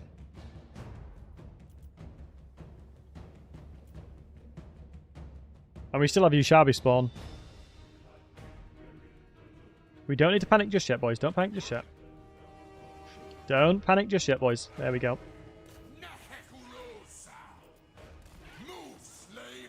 Don't panic just yet, boys. Ushabi spawn comes in, he crumbles. Hold the line, hold the line. No, hold the line, trust me, boys. Second the Ushabi spawn comes in, it's GG. That's a Battlesey guarantee. Okay, maybe not. We are tactically losing units to get the Ushabi spawn. I'm almost certain that the Ushabi spawns and it's just over. I think it'll. I think he'll crumble. Like, I'm fairly certain he'll crumble the second these guys get spawned. Wait, why is loads of my units dying, by the way? Like, low-key, why is loads of units dying? Alright, let's see if I'm right. I would be very shocked if Amulos Burst didn't trigger the second he's respawned. Yeah, there you go. Amuloses. Are you shabby? Like, the balance of power of his shabby is very high. Very, very, very high. So that's why I wasn't too worried.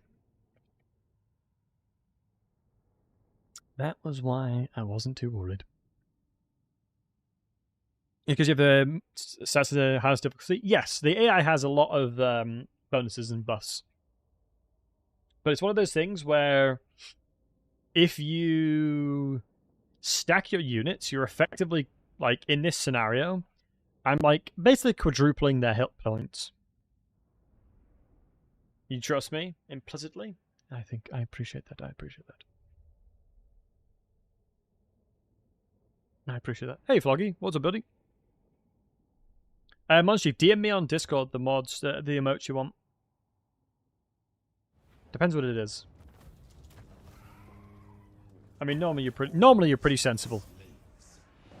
Normally you're pretty damn sensible with what you ask for.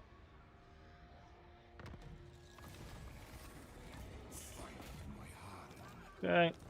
Nice. Restock is huge.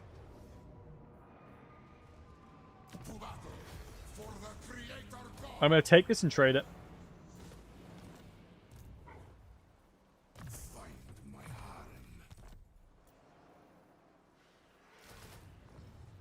Right. I'm intrigued to see if there's anybody in here, especially with the heroes around. There is a set. Holy moly.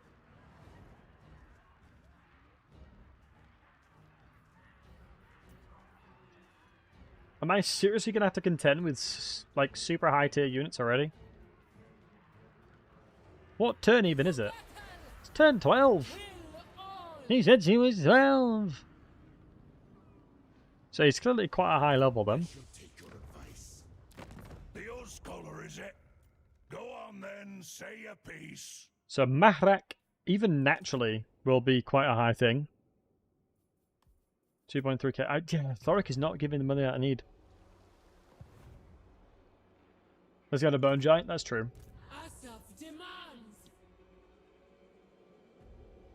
Alright. Did they change anything, Shaka? They changed a lot, my dude. I think there's an avalanche mortars. Well, the ironic thing is, with the Bone Giant now, those mortars probably are one of the worst units he could have used. Because Bone Giants do not take damage from mortars. That's one of the best blessings. Like, the Bone Giant, like, outside of Giselles and Rattling Gunners, vibing.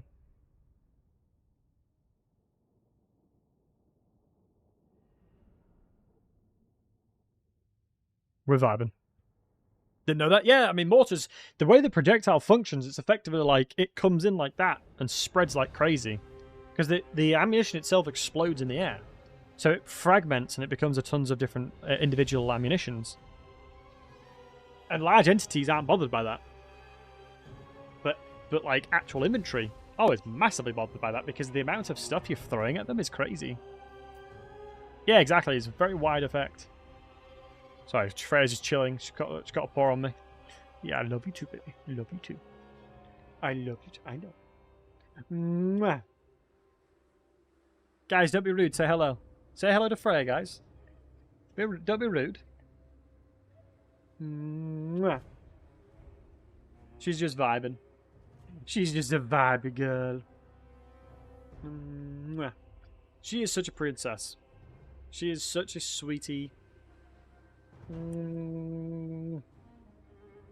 She's 5 years old, you know, guys. She's 5 years old. You wouldn't think that, would you, baby girl? Hey, you're like a little puppy.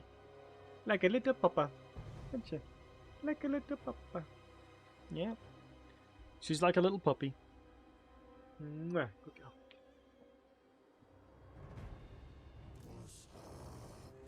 Yeah, it was mental, like... Do you ever, like... I suppose some of the homies in the chat that are parents probably feel the same way. Like, the time has just gone... Like, I remember when she was a puppy. Like, I remember getting her when she was tiny. Teeny, teeny, teeny, tiny. And then seeing her now, it's just wild. I am vengeance. I'm like, bruh. So at least we get restock now, which is nice. Yo, Jay, how we doing, handsome? Jay, don't worry, I won't ask you about your 3060s. Let's go shoot them. I mean, as long as I'm shooting the Rattling Gunners, everything else I don't care about. 5070, Jesus. Not bad. Time goes quickly. Thanks. Which I think it's why it's important to enjoy. You know? I watched a video recently and I thought it was quite insightful. It was, oh, keep forgetting that they do have the rat summons. Oh, that's fine. It was, yeah, it was around, somebody comes up to you and says, I will give you $10 million. Or 10 million pounds, euros, wherever in the world. Whatever the equivalent is. A lot of money, right? But the caveat is, you don't wake up tomorrow. You're not going to take the money. You take it, you know, you're not going to take... I think Cube, even still. Like, and then, to me, that then implicates that every single day is worth $10 million. Theoretically, in that circumstance. Every single day is worth $10 million. And that's it. That puts things in perspective, you know? That do put things in perspective.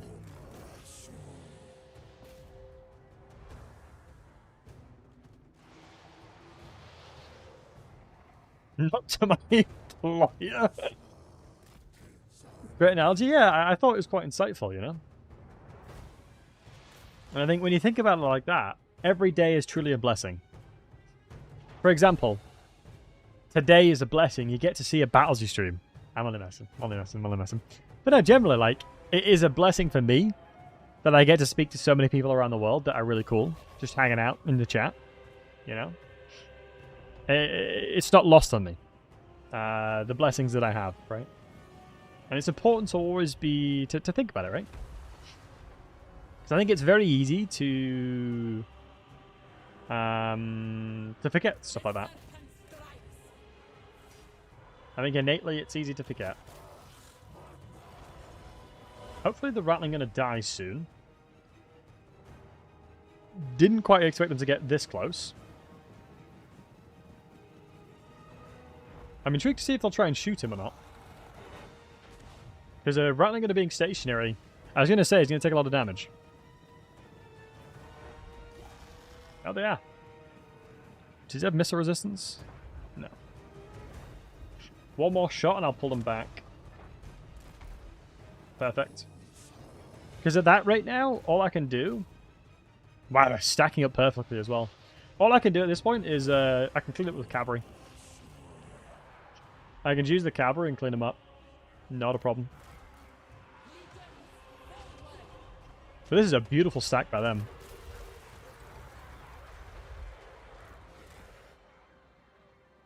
Because I can just evade them quite easily. Let me sort my lines out properly now. I've been a little bit lazy with it, to be honest. But let me get a little bit better target prioritization. Like, the warp grinders will be a bit of a problem. But you can see now. One cool trick that you can do. Don't tell me you're a Warlock Engineer. I hate this magic. As a Dwarf player, I despise Warp Lightning. I have an absolute profound hatred for that school of magic.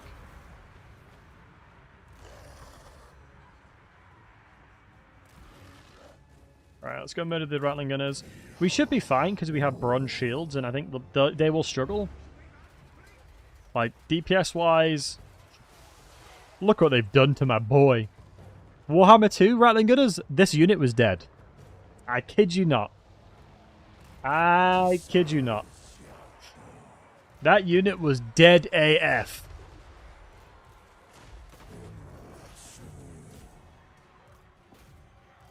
They did nerf range units by a massive portion. When I remind people, people like often forget how OP they were. Like, I'm pretty sure they were nerfed. Like, most Skaven like weapons teams were nerfed like 50-60% or something ridiculous. Like, it was crazy.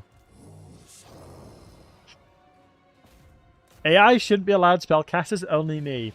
That's completely giving the vibes of when you're playing Dark Souls and the boss that you're fighting heals and you're like, what the hell, man? How can this boss heal? After you've chugged like 70 million flasks. Healing. It's giving the same energy, Frost. It's giving the exact same energy, bud.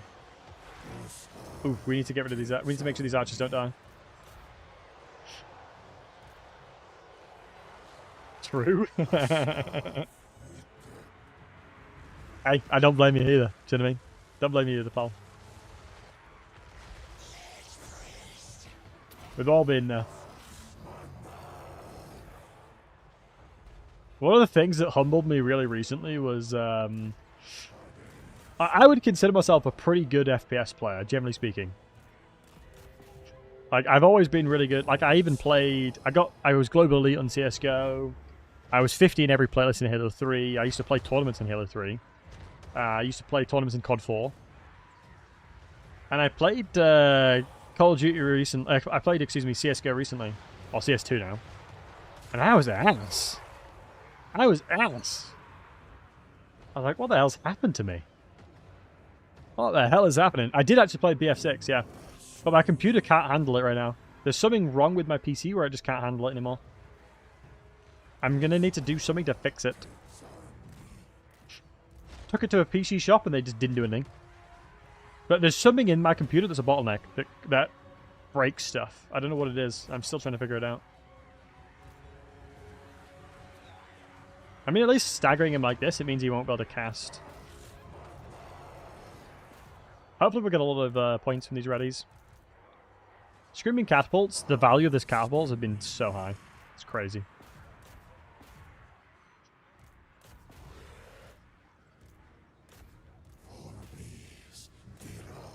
God, man, skipping slow slingers. Don't mean to burst your bubble, but 1.06 KD in Battlefield 6. What, was that your KD?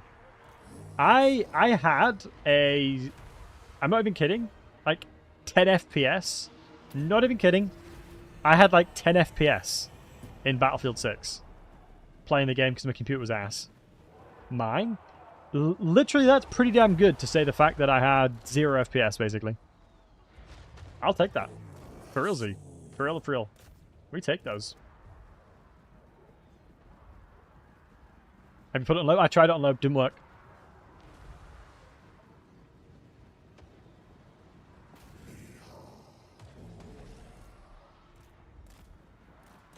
Yeah, no, generally didn't have it.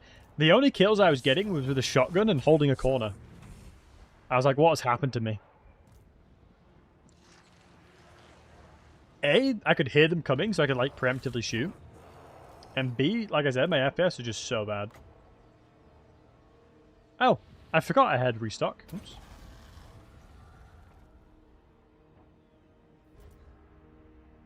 Honestly, the fact that I had a positive KD is pretty good.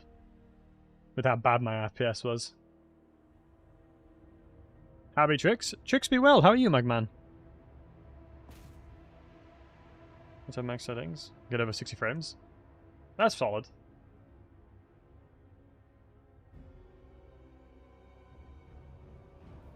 Right, I'm going to chase down as much as possible. I think I'm better off chasing these guys over here. How are Tomb Kings doing with the buff? I mean, they feel great.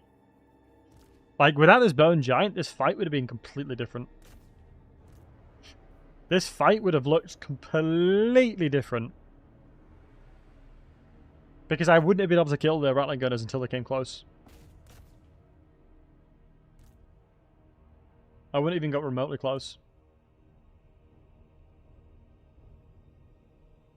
Yeah.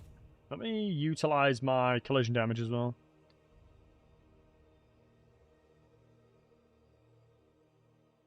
Yeah, token actually is smart. Hey, Beckett. Nice choice of Legendary Lord. I do love it. Hi for Dawn of War 4. Oh, man, I'm very excited. What I'll probably do is play a lot of Dawn of War 4 with the boys. So people in the chat. When I stream it, I'll probably just play with homies. Like, when we... Like, Frost is a good example. Like, Frost was one of the homies we used to play Age of Realms of Ruin up with. In the 2v2 ladder, me and Frost were like... We had like a 90-something% win rate or something ridiculous. Over like 20 games. Like, we were absolute demons on the mic. You take him off Nighthawk, though? Who knows what would happen at that point? I was a Stormcast Eternal player, which I would say that was not... I would say was a very, very balanced faction at the time. The Orcs sucked, though. They did for a long time. Rounds of Ruin rip. The thing... Generally, one of the things that surprised me the most, and I've never had this happen before in a game, ever... I had more viewers watching me than people playing the game at one point on Realms of Ruin. How mad is that? How mad is that? I had more people watching my stream than the game had concurrent players. Which is a wild feeling. A wild feeling. I mean, it was such a shame. One of the reasons for that, I think, was... the studio was going through loads of redundancies, and so the team for Realms of Ruin was like a skeleton, and so they just couldn't fix things quickly. And I was sharing feedback to them, and I was like, guys, if you're not careful and this doesn't get nerfed, you are going to have significant problems. Like, if Nighthawk don't get nerfed, 99% of the player base is just going to stop. And they did.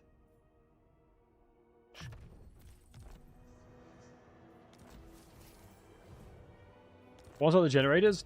Yeah, but their abilities didn't work for ages, Frost, if you remember. The ability that they had didn't work.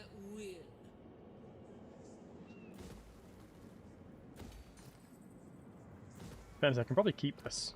I don't mind keeping that building, actually. Generally, I'm actually going to consider the cavalry. Kill the boss tech if you had skin on? Yeah, it was crazy. I really enjoyed it, though. I do like I do enjoy RTSs. Wow, we have a lot more... I thought. I feel like in a normal campaign, you would never not do this. I feel like I'm trolling like crazy if I don't actively go into these, but I think I'm going to get to the point where... Wait, no, how many is it, sorry? Oh, it's 2,500. Wait, I'm way ahead of the game. I need just money now. Ooh. If I can get to these guys, I can keep them alive by giving them settlements. Let's hear what you have to say. Oh, dude, if I can get this settlement, I can keep them alive and you can use them as a cash cow. They do, Glenn. Yep, they do. Archers are very strong right now. Right, we'll keep them alive by doing that then. Low key, the casket wasn't even needed. Actually, no, screw it. We'll put the casket in here. Put the casket in here, why not? Put the fries in the bag, Khalida. Put the fries in the bag. Fries in the bag. We're building military building here as well. It's going to complete the province, so it makes sense. So that's the way to get money. I swear you could probably do this by like turn 20. If you did it properly, I'm almost certain you could. Let's get reload time. Is there any way that I can have a net money income? I did have a military building. Defensive structure is too expensive. This one makes sense because of the movement. So we need another 1,600 roughly. And I need another 42k.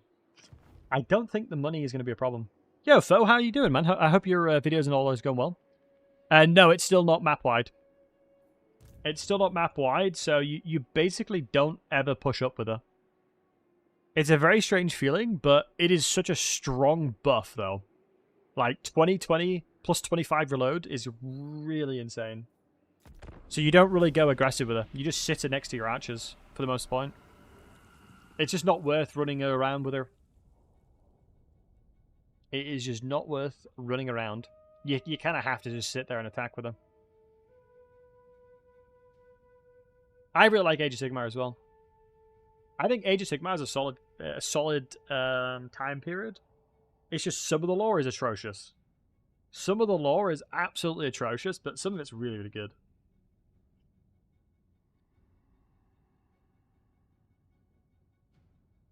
Should I play a match with WASD and ADC? I'll give it a go, Monster Chief. I mean, Monster Chief, I managed to get Diamond 1 really close to Master in under 100 games. So I'm not washed. I'm not super washed, but I'm still washed. Onward, soldiers. What oh! Right. Can he attack the settlement in one turn? I don't think he can.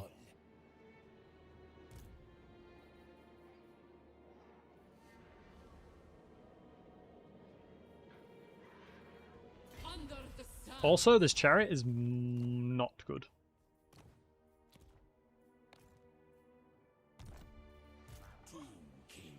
But against Skaven, though, low-key, for real, for real. I feel like against Skaven it might not be bad.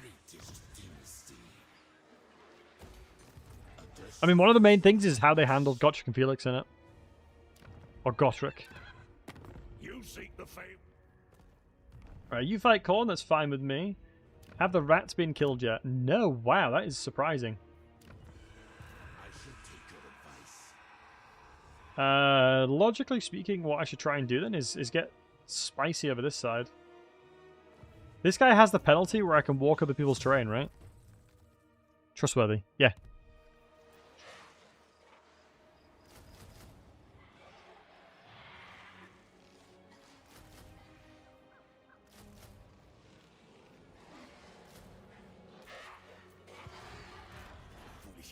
His army doesn't look too scary, so I'm not bothered about that. Burrow and destroy this one. Razor Sec Karakazgal. Alright, bet.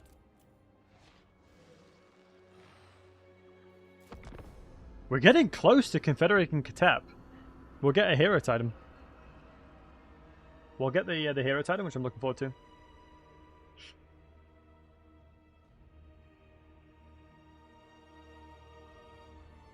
Was when Brian Blessed their peak. I mean, that's because Brian Blessed is an insanely good voice actor. Let's be honest, right? Like, Brian Blessed is just so perfect for these kinds of that kind of stuff. Like, he was born to play the dwarves. Like, his voice is just perfect for it. Like, he did Gotrek so well in Warhammer 3. Or Warhammer in general. Honestly, the Gotrek and Felix books are so good as well. Like, the person... I can't remember the voice actor's name. But the person that voice acted... the Gotrek and Felix books did such an amazing job. I think I'm going to have to attack. The goddess wills it. So I don't mind it, because I should be close enough to attack. You are having a laugh. Oh, I can reach, thank God. I was going to say, I was ready to throw hands. Full transparency, I was more than prepared to throw hands then. I think if I had to pinpoint the thing that annoys me the most, that would be one of the biggest pet peeves that I have in this game sometimes. You attack somebody, and they just, like, run a marathon. Straight up run a marathon. Somehow travel distances never known to mankind before. And I'm like, I can't attack this guy this turn.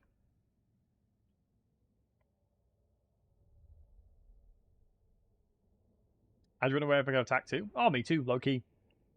But it's more that there are weird circumstances where they can run really far. Or retreat a really far distance, like go towards, like go over a bridge and all sorts. That's just a little bit annoying, right?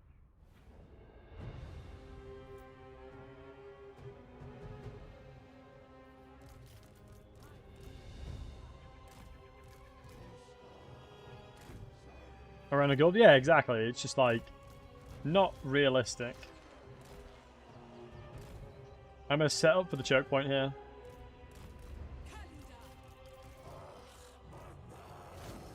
I don't need my garrison units. Yo, Slandy, how you doing, buddy?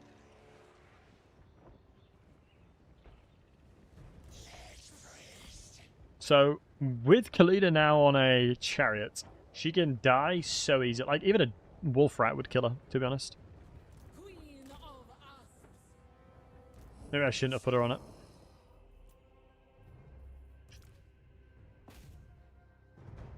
Let's start shooting the warp fire throwers. We know that they have the assassin unit, so as long as I keep an eye on that one, we should be okay. Ability spawned in our units. On the casket, El Clasico. Looks like it was instantly routed, which is good. Okay, already getting them moving. I mean, I don't hate. Let's start getting some shots and volleys in already. Great bone damage. Entering the bone zone, as they say.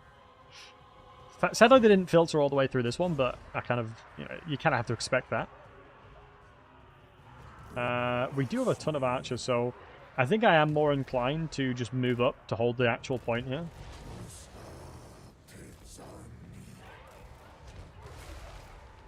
So we know that's the second summon. There's another 4 more, I believe.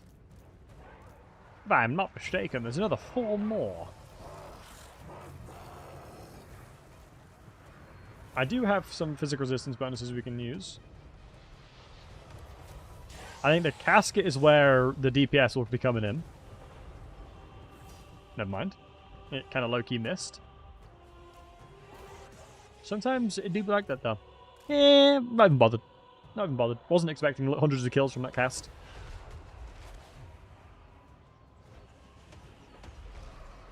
Ah, there we go. That's what I was looking for. That's why I've moved my archers up. And this is where the missile penetration is coming in handy. That wasn't many units shooting them. Like you can clearly tell that the DPS is significantly increased when it comes to units moving towards you. Because like I said, that is not a very that is not a normal amount of volley damage you'd expect from it.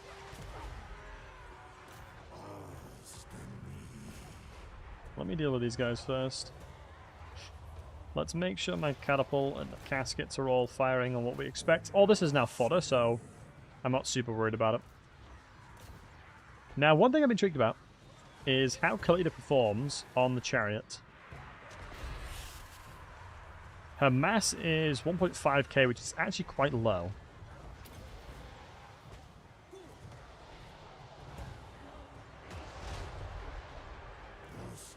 Ashen Triads. Let's grab these guys. Keep the Bone Giant there. Move around. Oh man, I'm telling you, the additional DPS plus penetration of ammo is really nice. Gotta keep an eye on Khalida though. I actually think that the chariot is just straight bait. Her being around her units, providing the insane buff that this is, I think you can... I can't not justify being next to my troops. I don't see a world where I'd ever do more damage from Khalida fighting than my archers being buffed. I actually don't think I can... I can't envision it. I have an incredibly hard time thinking that that would ever be the case.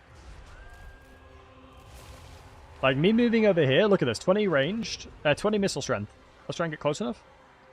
32!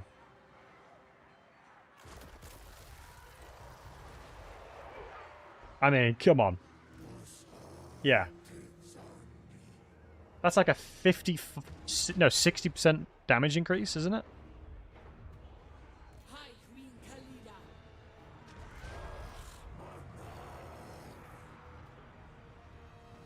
That is a lot. That is a lot of damage. And on stuff like caskets, that'd be even more insane. Because it's not bespoke to archers. It's anything.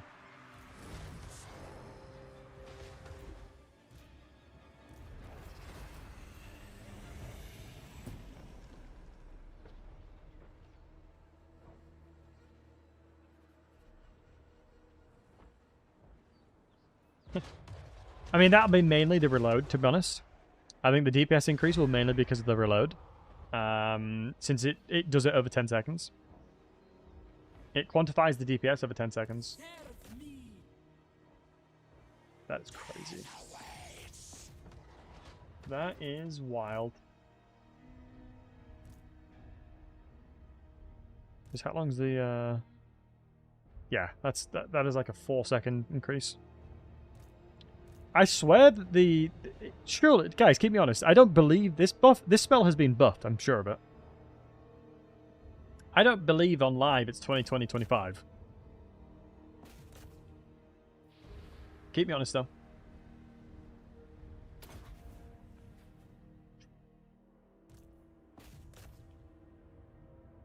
Like, I don't believe it's as strong as that. Plus, with the bonuses and the buffs towards her ranged. It's been 15% forever. Yeah, that's what I thought.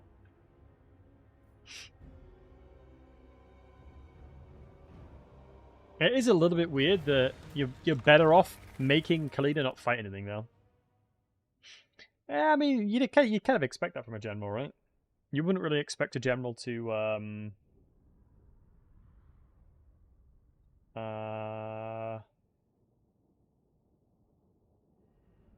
yeah, you wouldn't really expect it.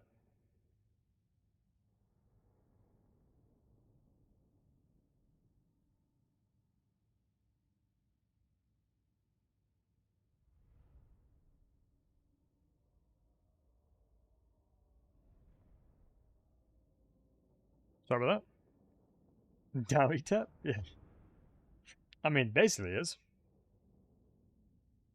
He's specifically supposed to be a duelist? Yeah, that's the thing that's kind of sad, isn't it? I mean, with regeneration, she is an insane mount. She is an insane fighter. Ooh, do I got money? I think I got money. Because, yeah, we already have replenishment. I think, like I said, I think the money is going to be the problem. Ah, you little rascal.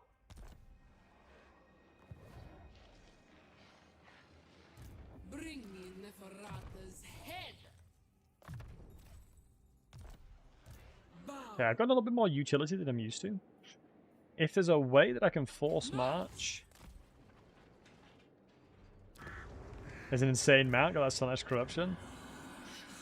I mean...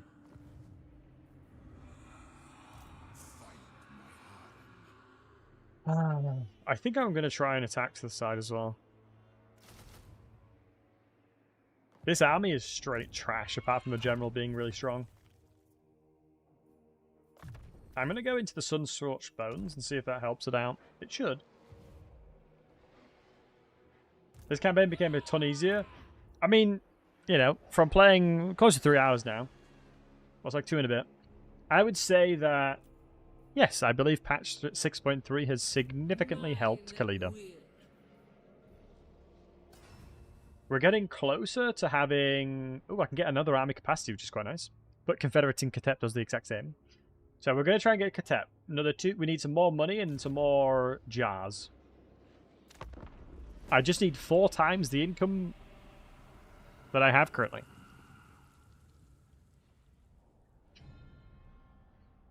Tomb Prince Serpent Mount mod. I just really hate chariots, though.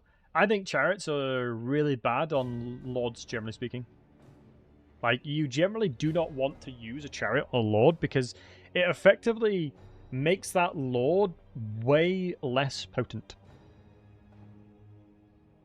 Like, for me, a lord on a chariot doesn't become a melee fighter. It doesn't become a duelist anymore. It is, you're specifically using it to kill infantry.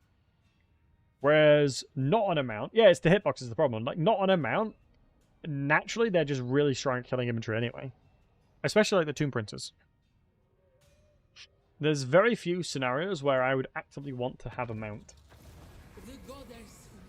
Please tell me I can attack this turn. I'd be very happy if so.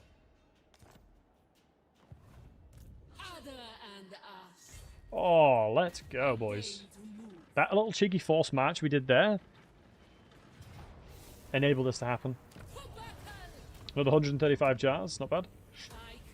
Right, now I'm intrigued about one thing. Now I'm intrigued. Can I trade this Let's hear what you settlement? have to say. It would have to be this one, so let's get military building in here. I'm going to milk this dwarf for everything he's got. Let's have a look. Let's get the magic. This one I'm going to get in. I'm going to get next. Because I don't really need the DPS just yet.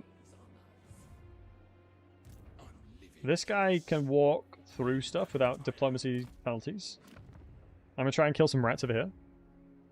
I'm surprised at how easy the jars are to get, to be honest.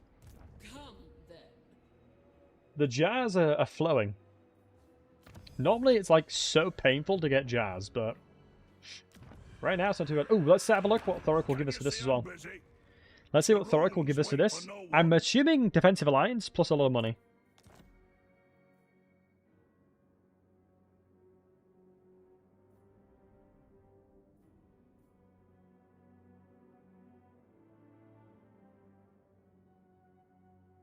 I can make Thoric my vassal.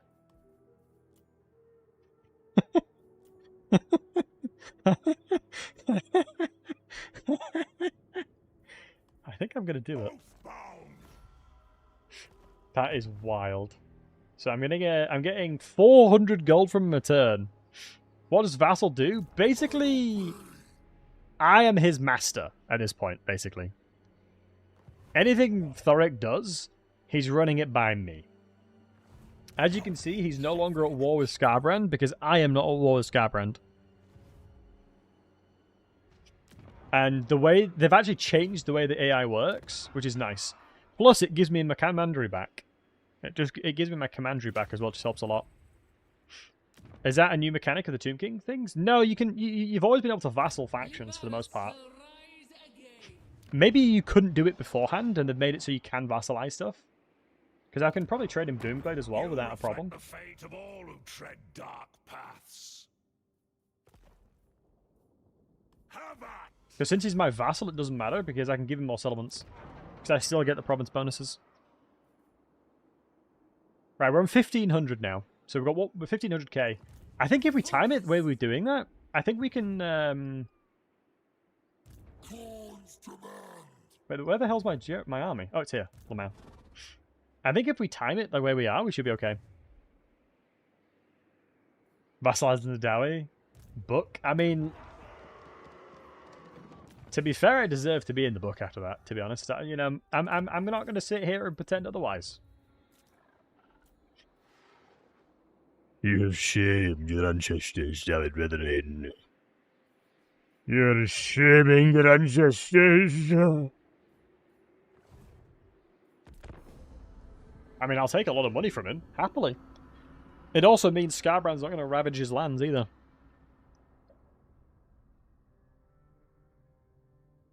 Maybe they've added it so that everyone can vassal now.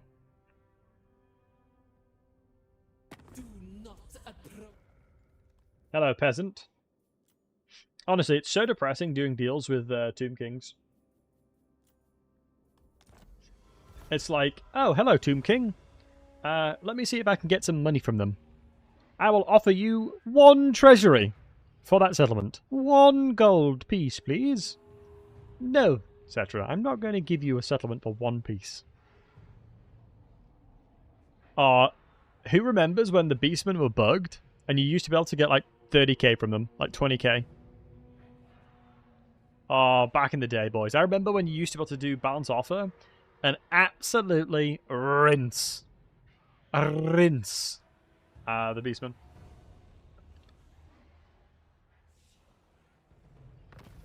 It's a shame they got rid of it. Something is amiss, O Queen of Liberas. Alright, we're high enough level for the quest battle now. 150? Wait, is that money as well? Sheesh! Okay, that's going to be the way we're going to be. That'll probably be the one that concludes it then. That is wise. I think we have to attack this and then sack it. If I'm not mistaken. Valiant defeat.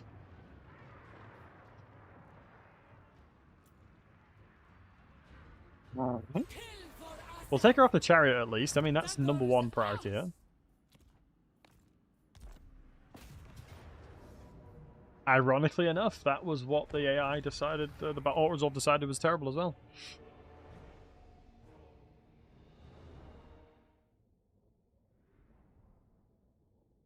Cetra does not play. I mean, I think we could all agree that Cetra is probably one of the worst people to play tennis with. Because he doesn't serve.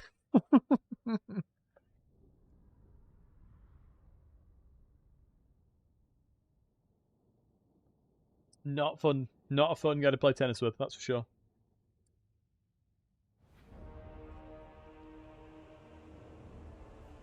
Alright. Yeah, normally the best place to enter is this side. Because it's the least amount of stuff that will shoot you.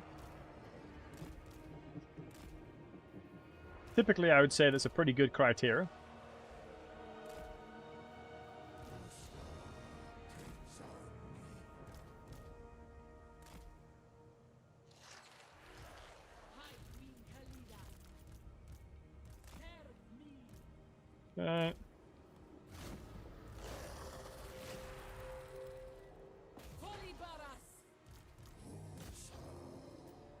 Let's take this. I think the bullets should be killing the fort wall as well. Yeah, it is. Good, good, good, good, good. So playing this tomorrow, it should be pretty good. I am seeing how long it's taking me to try and get thingy though. My lord's under attack. Ah, she's got regen anyway, it doesn't matter.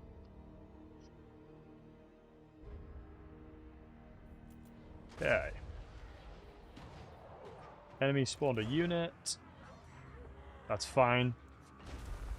Okay, that tower's destroyed. Let's shoot the wall now. Decent volley. Low-key, decent volley. You'll see that it's more effective, typically speaking, for me to just take the walls down. Shouldn't she be closer to the artillery? I think she's already providing the buffs, if I'm not mistaken. Yeah. It's a 55-meter range, so it's pretty far.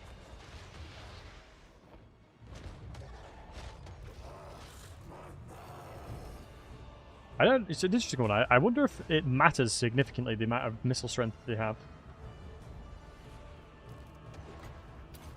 Let me use my my old restock ability. It's pretty tasty to have, to be honest. I'll be for real. Having restock on a bone giant is pretty damn good.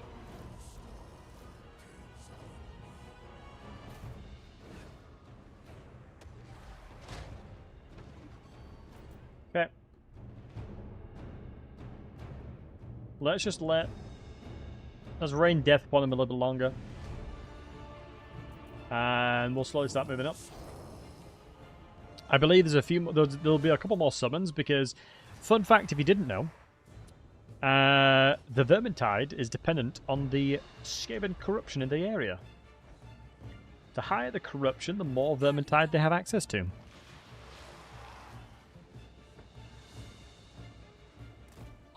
Let's move up. 55 meters, yeah, it's pretty solid. You'd think that it would be map wide, but I think map wide would be a bit OP. I'll be honest. I think map wide would be too strong. So I think they're balancing it in the right way.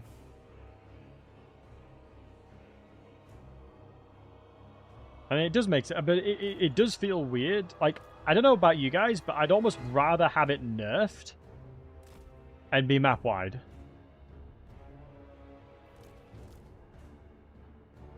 Because I actually think I'd rather have her playstyle not being punished. Did they buff that? I thought it was 35 minutes. Yeah, they buffed the range. They increased the range, I believe. Do you think the siege update will actually fix issues? It's a good question. And it depends on what your issue with the game is, because I guarantee there'll be similar trends with people in the chat, with frustrations that they have with sieges. But equally, there'll be things that frustrate certain players that don't frustrate other players. And pure transparency, I don't believe they'll ever fix sieges to what everybody wants it to be. For example, one of the reasons why it wasn't such a big problem in Warhammer 2 was that you weren't innately punished for holding very specific places. Like in Warhammer 3, you are punished because you can build towers, you can squeeze a lot more value from your armies and your settlements than you would be able to in Warhammer 2. Whereas a lot of the time, you just, in a Warhammer 2 settlement, you just sit in the corner wherever you could and just fight to the death. Whereas you can't really do that in Warhammer 3. Like, there's a lot of settlements that do not favour that. And I think the biggest issue that I have with most settlements in Warhammer 3 is, A, the pathing is a good one, and the settlement sizes. Most of the time, the settlements are just too damn big. Like, it could take you absolutely ages to traverse certain settlements. And I think that is one of the core issues. Like, if it generally takes you, like, 500 years to move from one side to the other. Like, I remember I used to win sieges by, like, sneaking in and it only winning because of the fact that the AI literally couldn't get to me in time because the siege is too big. I think the Chaos Dwarf settlement, the Tier 5 Chaos Dwarf settlement was a good example of that. It is a massive. It's huge. Well, let me sneak this guy over here and I should be able to shoot through. It is such a huge settlement, and it's impossible to get from one side to the other. Right, open the gate and start shooting the Vermintide. I'll set in these guys. And we'll do the same with these guys as well, actually. And with the... wait, hold on. Oh, skeleton's going through. With the missile pen, it should be good. Capturing at turn 3. Yeah, that was one of the videos that I made, but I got inspiration from One Pinch Man. One Pinch Man. OPM. He inspired me to do that, because he did it in, like, turn 5. And then I tweaked it a little bit to get it turn 3. I mean, mainly because I cheesed it a lot harder. Feels to me attacking favors artillery missiles way too much. So easy to unload all your ammunition with how the AI operates. I mean, that's just how a siege would work, though, no? Like, if you were to go back to, like, the Victorian times, or, like, a medieval period in which sieges were a thing, they lasted months. Like, sieges did not take... Like, sieges are supposed to be a significant amount of attrition. Like, you're not going to go into a settlement and then take it in a quick succession. Unless, like, they surrendered or whatever. But generally speaking, a siege settlement is not an easy undertaking, right? It would take months and months of attrition. Yeah, medieval, yeah. Kind of like when trebuchets and things like that started becoming a thing. They usually shoot back. I mean, they don't really have much ammunition, though. That's the problem. I mean, in Warhammer 2, what they used to do was just run at you. Which is, like, really decent for the most part.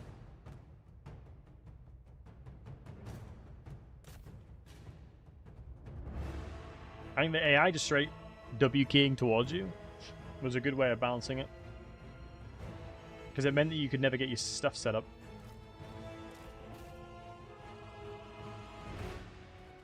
But I think I'm going to be interested to see how the siege stuff changes things.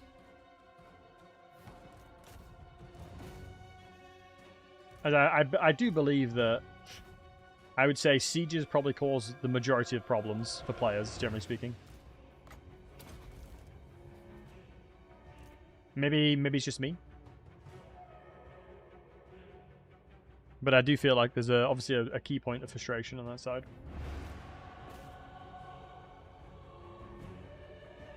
Oh, and by the way, on Twitch, just as an FYI, boys, ads are going to be kicking in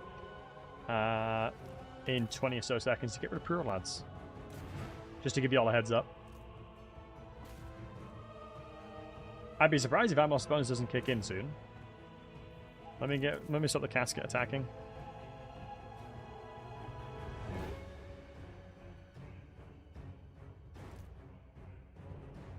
Atmos bonus kicked in. I mean, that wasn't too bad of a siege.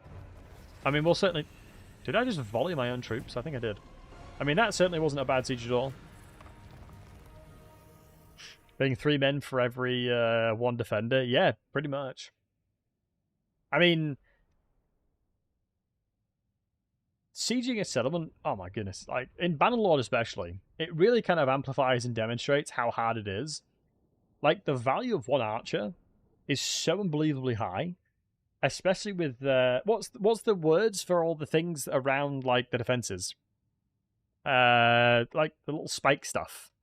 There's a terminology for it, and Warhammer 3 actually put them into the game as well. What are those like stagnants? Well, I can't remember the terminology. There's a specific term. Gubbins? Yeah, Gubbins works. Whatever they were, obviously made it very... Parapets, I think that's it, Dunk. Yeah, I think you're right. Parapets. Whatever the thing is that makes it a lot harder to shoot people in it. Crenulations, it could be that. Whatever it is, that changed the game. Like, an archer being able to... Oh my god, I didn't sack it. Oh! I literally said I'm attacking this so I could sack it. And then didn't sack it. Not paid me enough. Those jars would have been nice. Right. Can I trade you Karakazakawa? I can. I can vassalize you as well. 1.5k! I didn't realise I had brokies here. I can make him. I can put him into debt at least.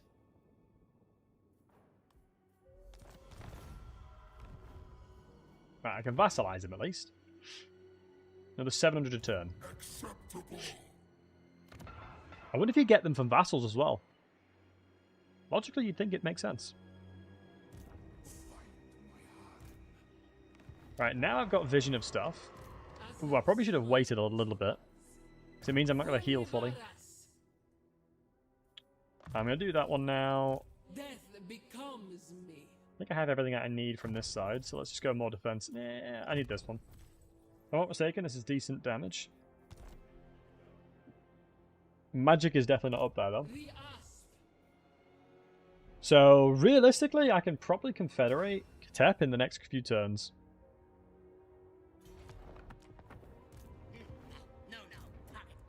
It depends on if there's any factions that have money.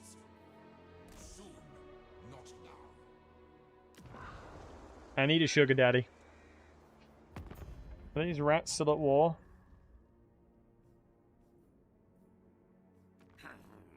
They are. They're at war with Claude now as well. Interesting.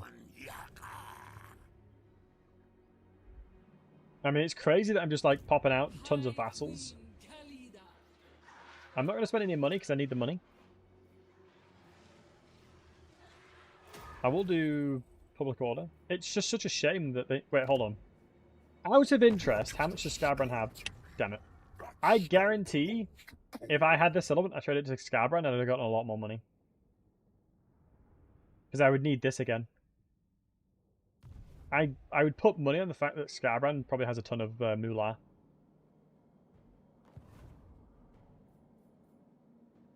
So the Venom Staff will give us 5,000 treasury. And another 150, so we can do that when we need the as a last thing to do. That should come before midday tomorrow. Generally speaking, patches release around 3 PM BST, which is generally when they run it. But give me 1 second, guys, just to be a bit 1 sec.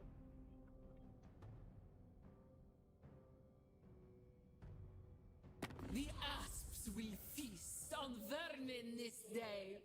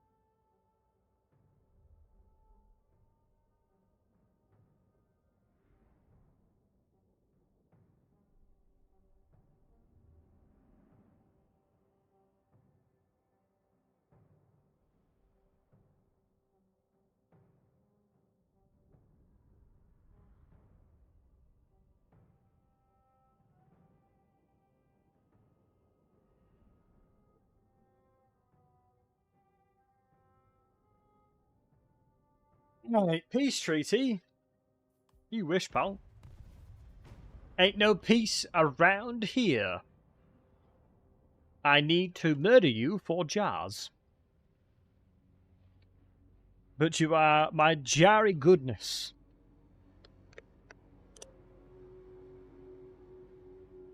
It's his own fault for being so delicious in a jar. As I don't have a lot of other jar targets, unfortunately.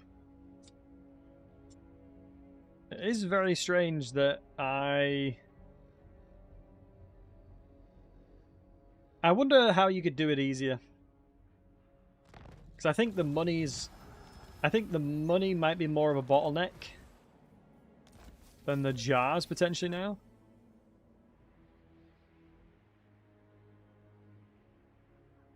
Oh.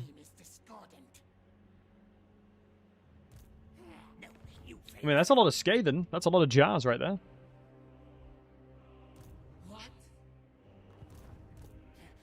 All looks like crap units, but I can't really justify... Wait, can I not walk through here? I can. YOLO. We'll move through here. Ooh, if Khalida's not like the hard campaign, who is? That's a good question. A very good question. I would have to wait and see to see how the game how the patch settles. Let me speak to Korn to see if I can declare war on the Skaven. Yeah, Scarbrand's got money. Scarbrand has money. I can tell. Paying a 500 for 1.2. Ow. I can't win this. Nope. That is not winnable. But ambushing them and completely surrounding them definitely could be winnable. So we'll see. Can't type? Oh, me too, brother. I think there's more Skaven over here, and there's more stuff to murder over here. It's quite interesting that we've gotten to Karakazul before Queek really starts to take over. It is wild to me that 500 jars is worth 1,500. That has to be troll. Like, that has to be, like, they are trolling. That is so low. You have my attention. That's like no money for a lot invested. Their demands 1.8k? No. I need money, brother. I'm Tomb Kings. True Blunts, I'm telling you. The campaign now is a lot easier. You get a Bone Giant and a lot of love. Having a Bone Giant makes your life so much easier. Meaning you don't need to rely on the casket as much. Meaning anything that's like a single entity, you can pretty much beat up. Bone Giant start, yep.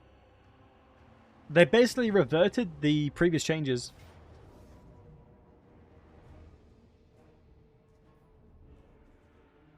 I'm going to take that specifically because it kills everything. Specifically because it murdered everything, I'm going to take that. Yo, Yetzin, thanks for the whole matey. Appreciate you, bud. I appreciate you.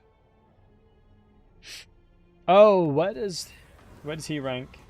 Ooh, user remains. Give me those jars, baby. I would say he's still very challenging. If you don't split start him, he's not that hard. But if you do split start him, he's still very hard. Ernest, so far so good, my friend. Really enjoying them. Does Morotha get a Hydra back? I doubt it because they've only really done changes to Tomb Kings and Lisbon for the most part. Damn it, I don't have any settlements nearby here. That's maybe a mistake on my end.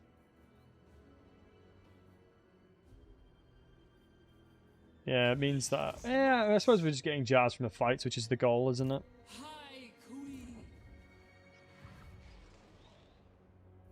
What are the changes, Connor? I mean, they've done quite a lot, matey. They've changed a couple of the buildings. They've given every single legendary lord they're like a really strong starter army. Changed some of the building tree. All the lords have their own uniqueness to them as well. Let's hold on. Let me check something real quick. Oh wow! Occupy the following settlement to take possession of the book.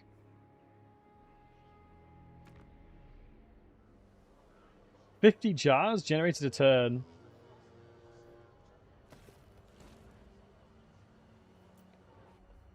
Wow. 1.5k jars just from this alone. Yeah, the books have been changed, unique to each. Is there a way to go via the sea? I don't believe there's a way to get to Sartosa with ease.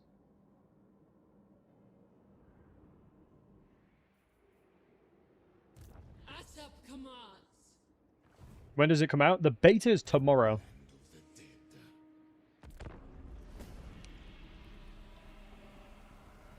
The beta for 6.3 comes out tomorrow.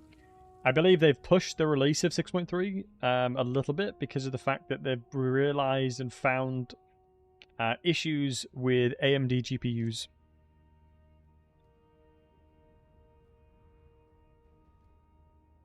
So they pushed a little bit.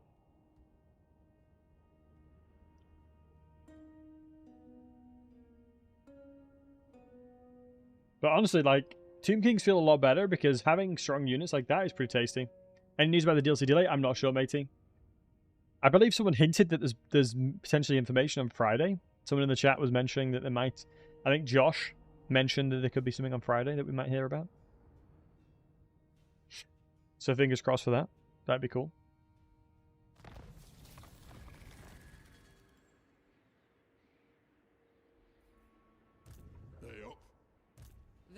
Wow, they just straight ran away from me.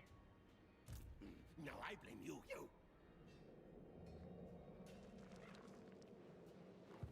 The goddess wills it. Wow, they raised it. Hey, Yetson, I can get you the patch notes. Give me one sec, matey. Gods accede.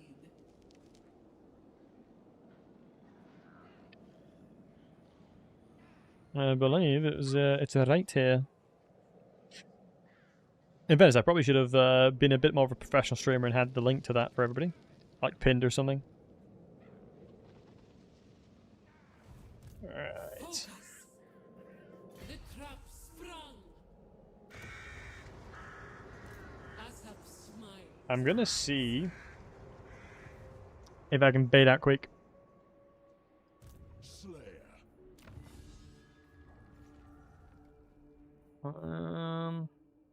But yeah, generally speaking, they always post it on their as a blog these days. I don't think I'm gonna do the jars. I mean, I'm getting close from. I'm halfway there with money, and over halfway. Yeah, the tech is a lot better now. To be fair, in fairness, we're getting a surplus, so I wonder if that means that we'll. Research points surplus there, yeah. Which is the reason why it's on turn 9. I'm going to try and see if we can murder more of them. I mean, Lizardman as well. The tech rework on Lizardman is really tasty as well. I'll be for real.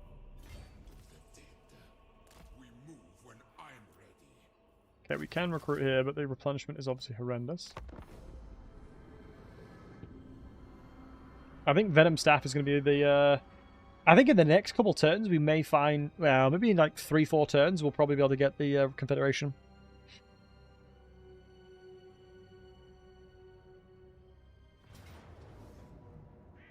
Decisive defeat.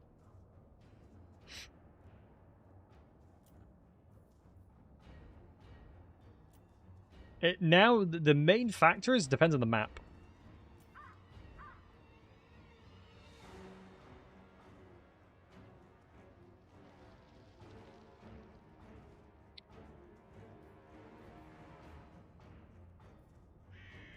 Okay, not...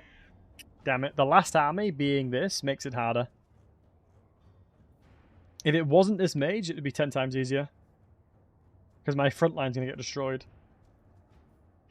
Bone Giant will deal with the catapults. We're not mounted.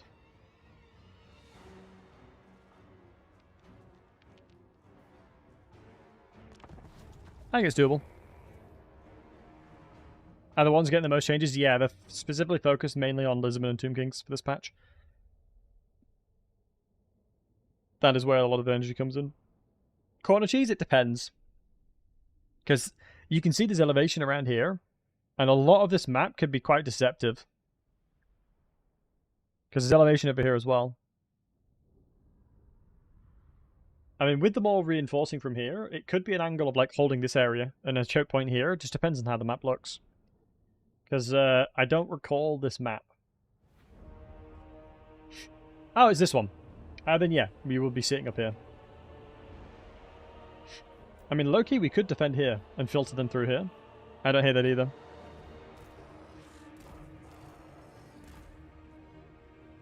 Lisbon were never weak. I agree that Lisbon were never weak, but I think from my perspective, just because a faction's not innately weak doesn't mean they're fun to play. Like, Lisbon had a lot of problems. And so... I mean, Bretonnia is a good example of that as well. Bretonnia has a lot of problems. Like, their faction revolves around being cavalry, and then in sieges, cavalry units suck. So their identity is not the greatest. We'll work on bumps. I guarantee they'll wait till DLC for that. I think there'll be a DLC that drops for Nefarita or something like that, and it'll be insane.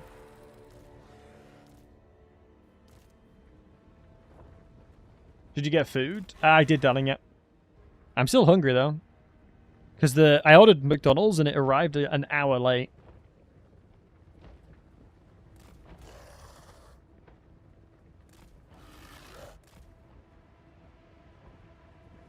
DLC's been teased for a while. Yeah, it'll be interesting to see what they do. Let's fire into here. I think we should be completely fine. I'm not too worried about the shots here. Although I'm going to stop attacking here.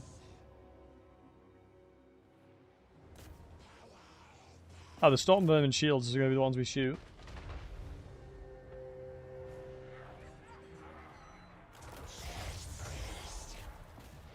Get these guys routed. Oh, I'm willing to choose McDonald's. Well, the thing is, right? I finished work. I finished work and I had like 10 seconds, like 10 minutes, 10, 15 minutes. And I was like, you know what? I'll order McDonald's because it's the fastest to arrive. 1 hour later. It was wild. I ordered it specifically because of how quick it takes. How quick it normally is. And it took ages. I felt betrayed by my boy Mackie D's. Wow, we are one-shotting these catapults, by the way. Not bad. We straight up one-shot each of those catapults. That is absolutely disgusting.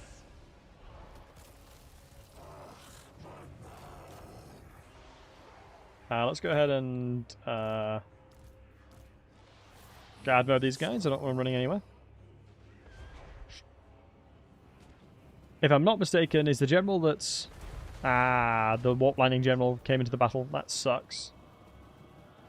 Yeah, that changes things. I mean, this is the greatest choke point of all time. It's why I deployed where I've deployed. This battle is like a million times easier because of this now. Because of the fact that they stacked up like this. We've got an insanely good stack, and we've got archers just absolutely going to be smoking them. The majority of their units will be dead before they get to me.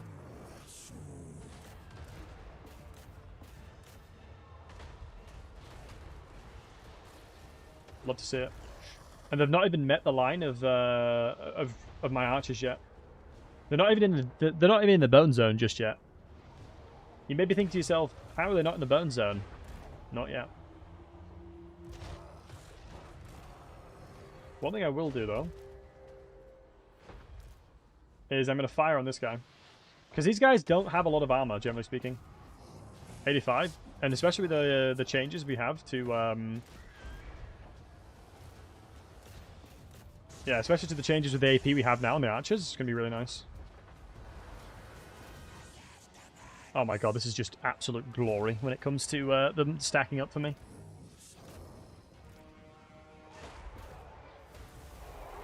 Holy look at his health.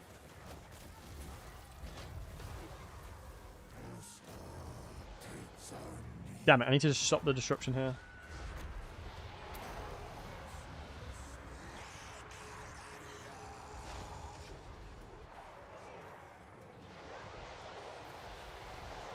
That guy died so fast.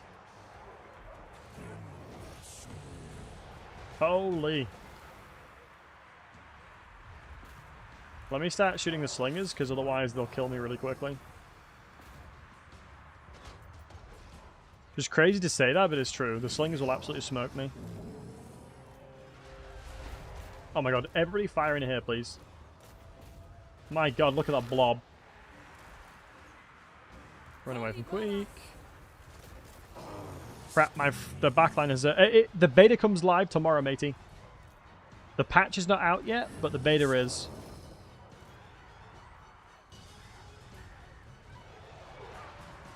Come on, we need to try and milk as much damage as we can here. High Queen Khalida. Nice, thank you very much. No worries, buddy.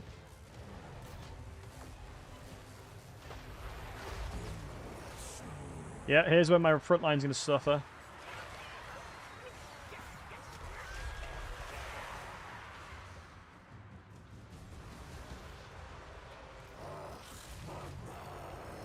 Another summoned unit being a pain in the nuts. Who'd have thought? High Queen Khalida. Such a shame that the one caster is making this 10 times harder. This would have been so easy without that caster. Which is crazy. Let's move the front line. We'll move these guys back. My way.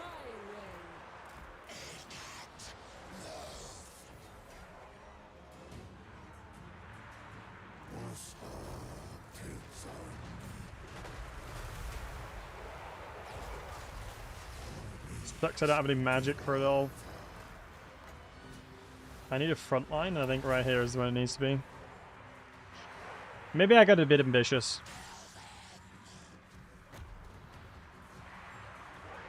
But I honestly believe this is possible. I mean, I think if I played it better, I probably could have won this. I mean, it's still not over, 100%, but it's going to become really hard.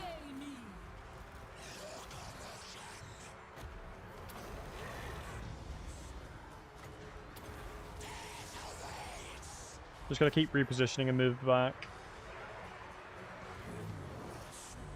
The more I can keep volleying, the better the better my chances here.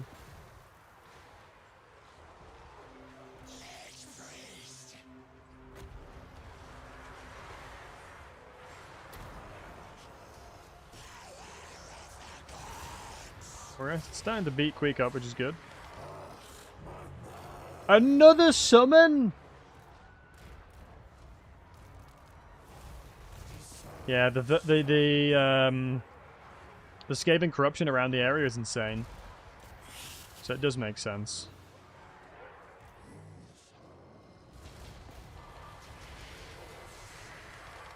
Hopefully I've moved back far enough. I need to shoot these gutter runner slingers.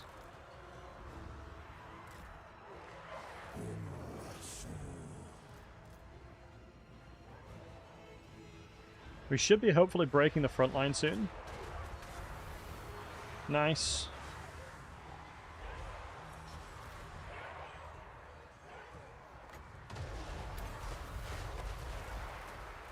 Good.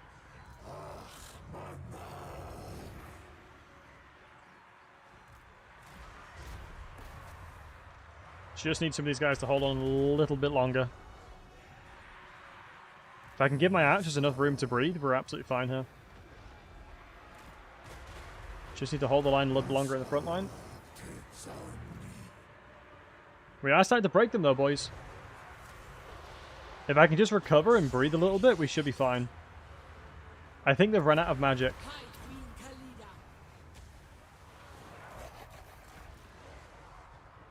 I need the bone giant moving away a bit. Let's keep ammunition topped up. Let's keep firing on stuff.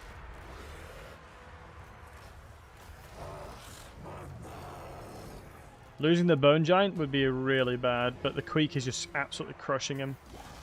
Yeah, Queek is just so crushing him. I mean, I don't know how I'm going to keep him alive is the problem. Reduced armor in this area.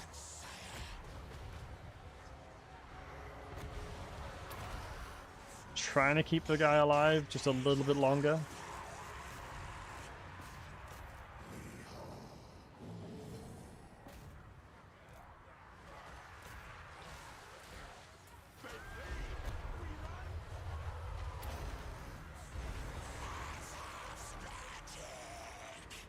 Losing the bone giant is obviously not good. Obey. Move.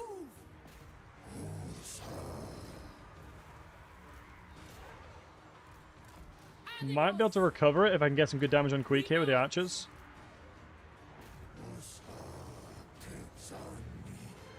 With the armor penetration, we may be able to do it.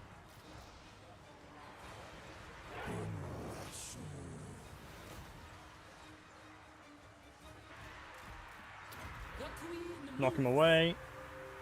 Move. Legions forward. My orders. Gonna have to sacrifice a few of my archers here.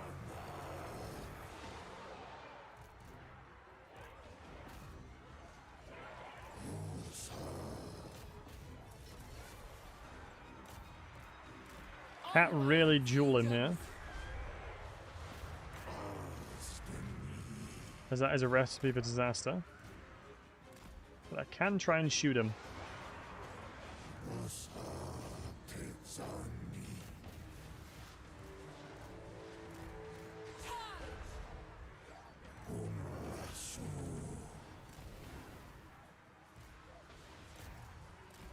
Basically just going to try and distract him enough to try and attack this unit here.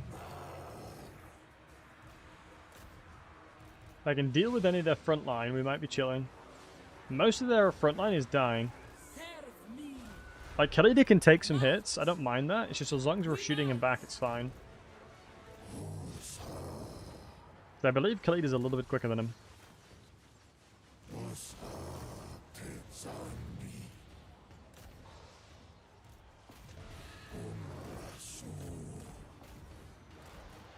That's it, as long as I'm running, it's fine.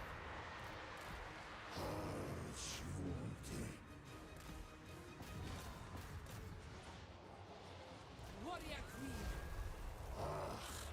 That's it.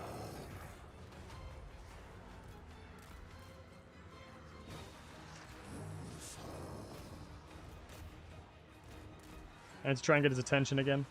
Obey. Move.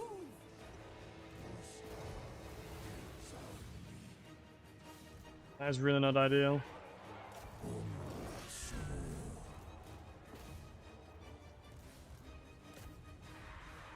High Queen Khalida. Need to try and stop them from firing on me here.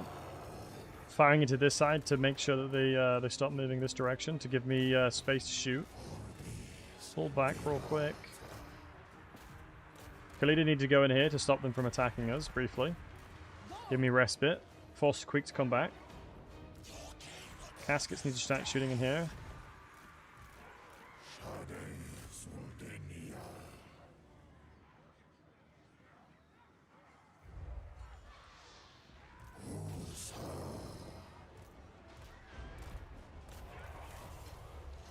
Onwards, legions.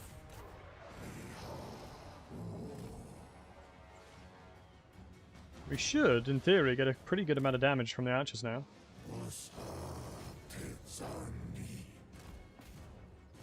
Here's where the armor piercing is going to come in handy. Holy ballsack, there's so many more units.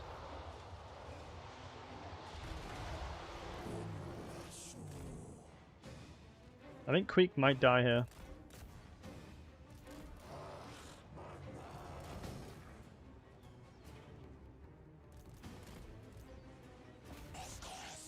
Skaven slaves at least, so it's not too bad.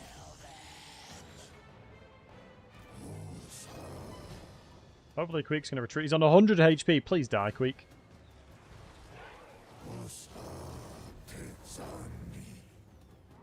Queek, the fact that you're not routing right now is really annoying. I'll be for real.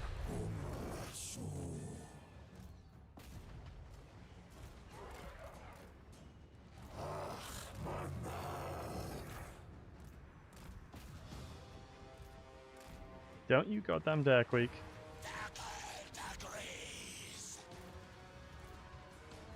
Hi, Queen Khalida. Queek, you have 90 HP. Leave me alone. Queek, you have 90 HP. Leave him alone. You do not have my consent. You absolute turd. That's Amalspurs. Oh. Whatever. Didn't want to win anyway. Didn't even want to win anyway. Didn't want to win anyway. We'll let him off with a warning this time. We'll let him off with a little warning. Oh. Is this 2 stacks in a garrison? No, this is 3 full armies. That was 3 full armies we almost defeated. We'll try it again. We'll retreat.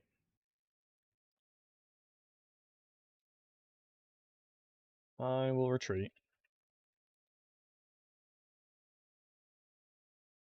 What was it the Munch Chief you asked for? Let's have a look. Just checking my Discord now.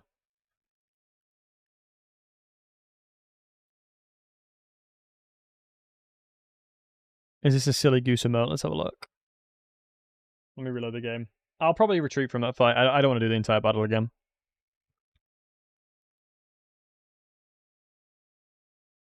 I don't want to bore you guys to death.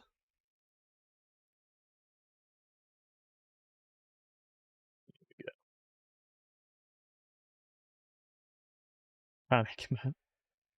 Yeah, no, that does track. That does make sense. That we do panic a lot. It's crazy that 70V you can have 1,000 emotes.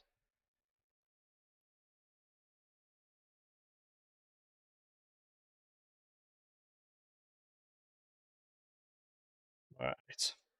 I mean, so far we've definitely. I mean, that wouldn't have been remotely close last time. That scenario wouldn't have been remotely close. It's doable if you move closer to the choke point. Honestly, that's 100% doable. Like, without a shadow of doubt, that fight is more than doable. I just needed to play it better. The problem that I did, or the biggest issue that I had in that fight, was that I wasn't correctly targeting things with my archers. I think given better targeting prioritization with my archers, I'd have been fine. Especially with how good they are now. It almost reminds me of, like, the OG High Elf armies used to just run 19 archers. You can kind of do the same. Who all declared war on me? Well, I mean, in this campaign, outside of fighting Queek and dying there, we're actually doing a pretty good job. We've vassalized Thoric, and we've vassalized Karakazol. So it's pretty good. Another go? Nah, we won't. We won't. I'll just, I'll retreat. Because I think,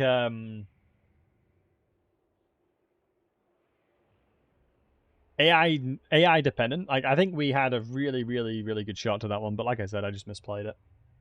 Like, my catapult was firing stuff for ages too.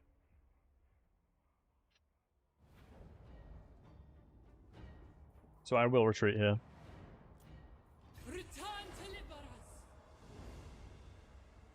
I'll retreat and see if they attack me again.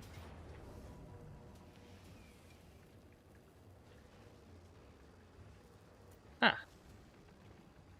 Doing chance to confederate him, not through the shot thingy, but it is potential. It is possible. I think potentially conventionally. I'd have to check. That looks worse. Depends on how many armies. Because the ironic thing is, because there's 3 armies. If it's not Queek, I'm fine. If it is Queek, I'm in trouble. Because the problem I'm going to have is all my archers are going to be killed pretty quickly. It depends on how big this army is. If this army is a really, really large army, I'm in trouble. But if it's not, I'm fine. So the second that they engage me is when my when I can actually start moving. Okay, so it's the Howling Warp Gale army. Wait, it's not. Wait, where are they all?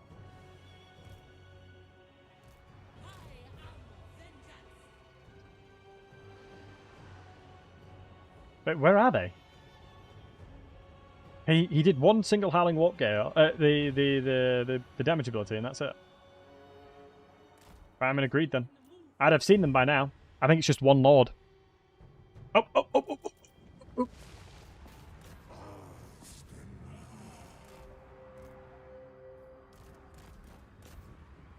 Need to get to the summon ASAP. Yeah, I don't think it's many troops. So I can't stack my lords. It'd be silly to do that. Yeah, it's not a lot of them. Is Queek in this fight? Okay, Queek is in this fight. Okay, this looks easier. This should be fine. Khalida. It depends. Win before reinforcements? Nah, I think it'd be impossible. I don't do anywhere near that damage. With single entities, with 66 melee defense, I'd struggle. Dear God, I hate that spell so much. Yeah, Bassett, it's going well, mate. How are you?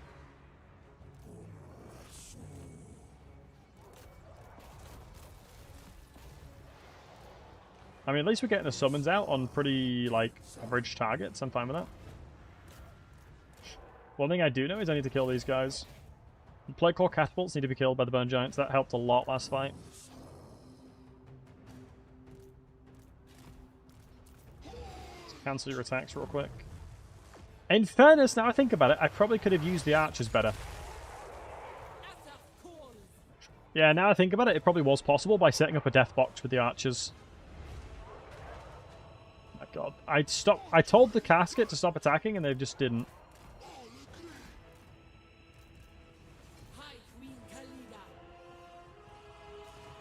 Do you have another another mage? No, you don't. Okay, so at least it's a little bit better this time.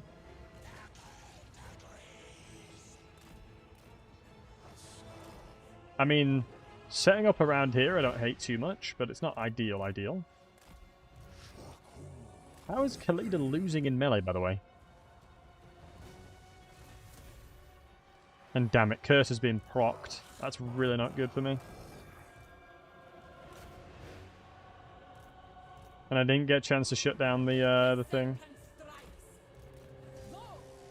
Okay, Khalida, that is insane work, by the way. The fact that Khalida is losing this as hard as she is wild.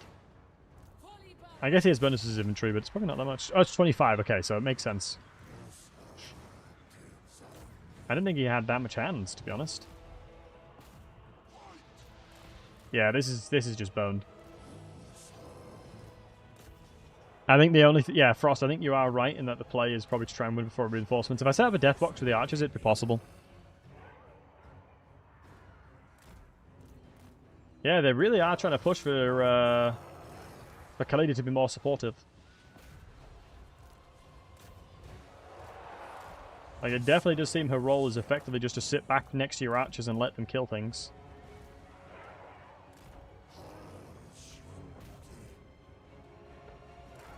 Can I get a little cheeky little drive-by shot?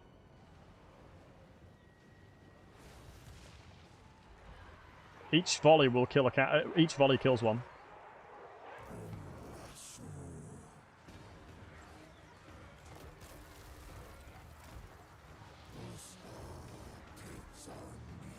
Oh. My front line's significantly more staggered, unfortunately.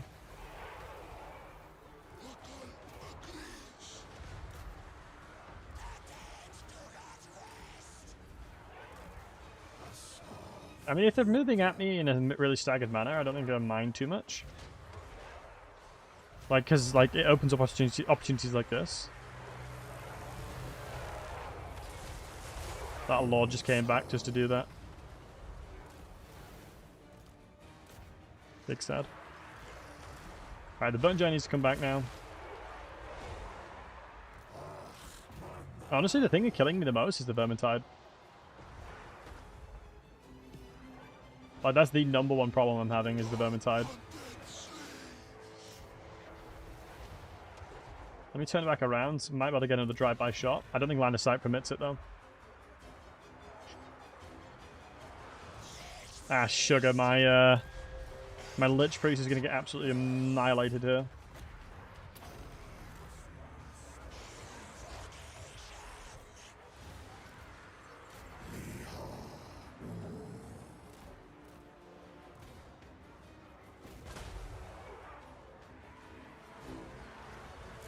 Yeah, none of the things that I wanted to go well went. I'm gonna have to do this. Such a shame.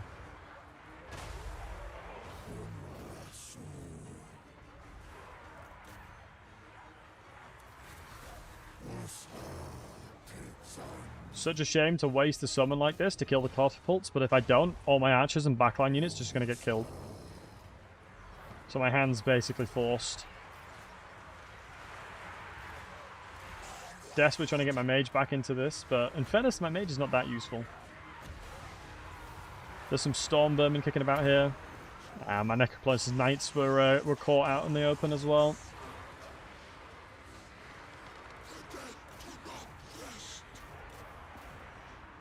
Yeah. The split decision, not moving towards and not trying to end the battle straight away. This is definitely winnable if you do that. And winnable either way, yeah, 100% you need to. We're seeing the camera so we can see the full army. I don't know how I can, crack-lack. Oh, on legendary difficulty, it doesn't really let you. You don't have any camera options, unfortunately. You don't get given an awful lot of flexibility. It purposely stops your camera from doing stuff. Wow. It's just, Khalida is such a weak lord. And Queek is so unbelievably potent. Yeah, it's 45. He's basically guaranteed to hit you, basically. And he is. He's basically guaranteed to hit me. With the bonuses he has. Yeah. A good lessons learned. I mean, yeah, it's crazy that split second decision cost me the fight. It was Frost that called it out, and you are 100% right.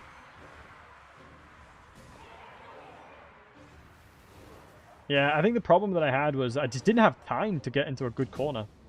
Like, none of this terrain over here is useful. This over here is decent. Like, if I maybe held the point of a... Yeah, but the trees would stop it. Maybe if I held the point of a here, it might have helped. But then there's trees here and here. Yeah. GG, Skaven, you got me. I will continue this on soon, though. Probably start playing it tomorrow. Maybe what we'll decide is we may do this again, or we'll do it tomorrow. I'm not sure yet. Excuse me, we'll maybe play a different campaign tomorrow. We will see, we will see. But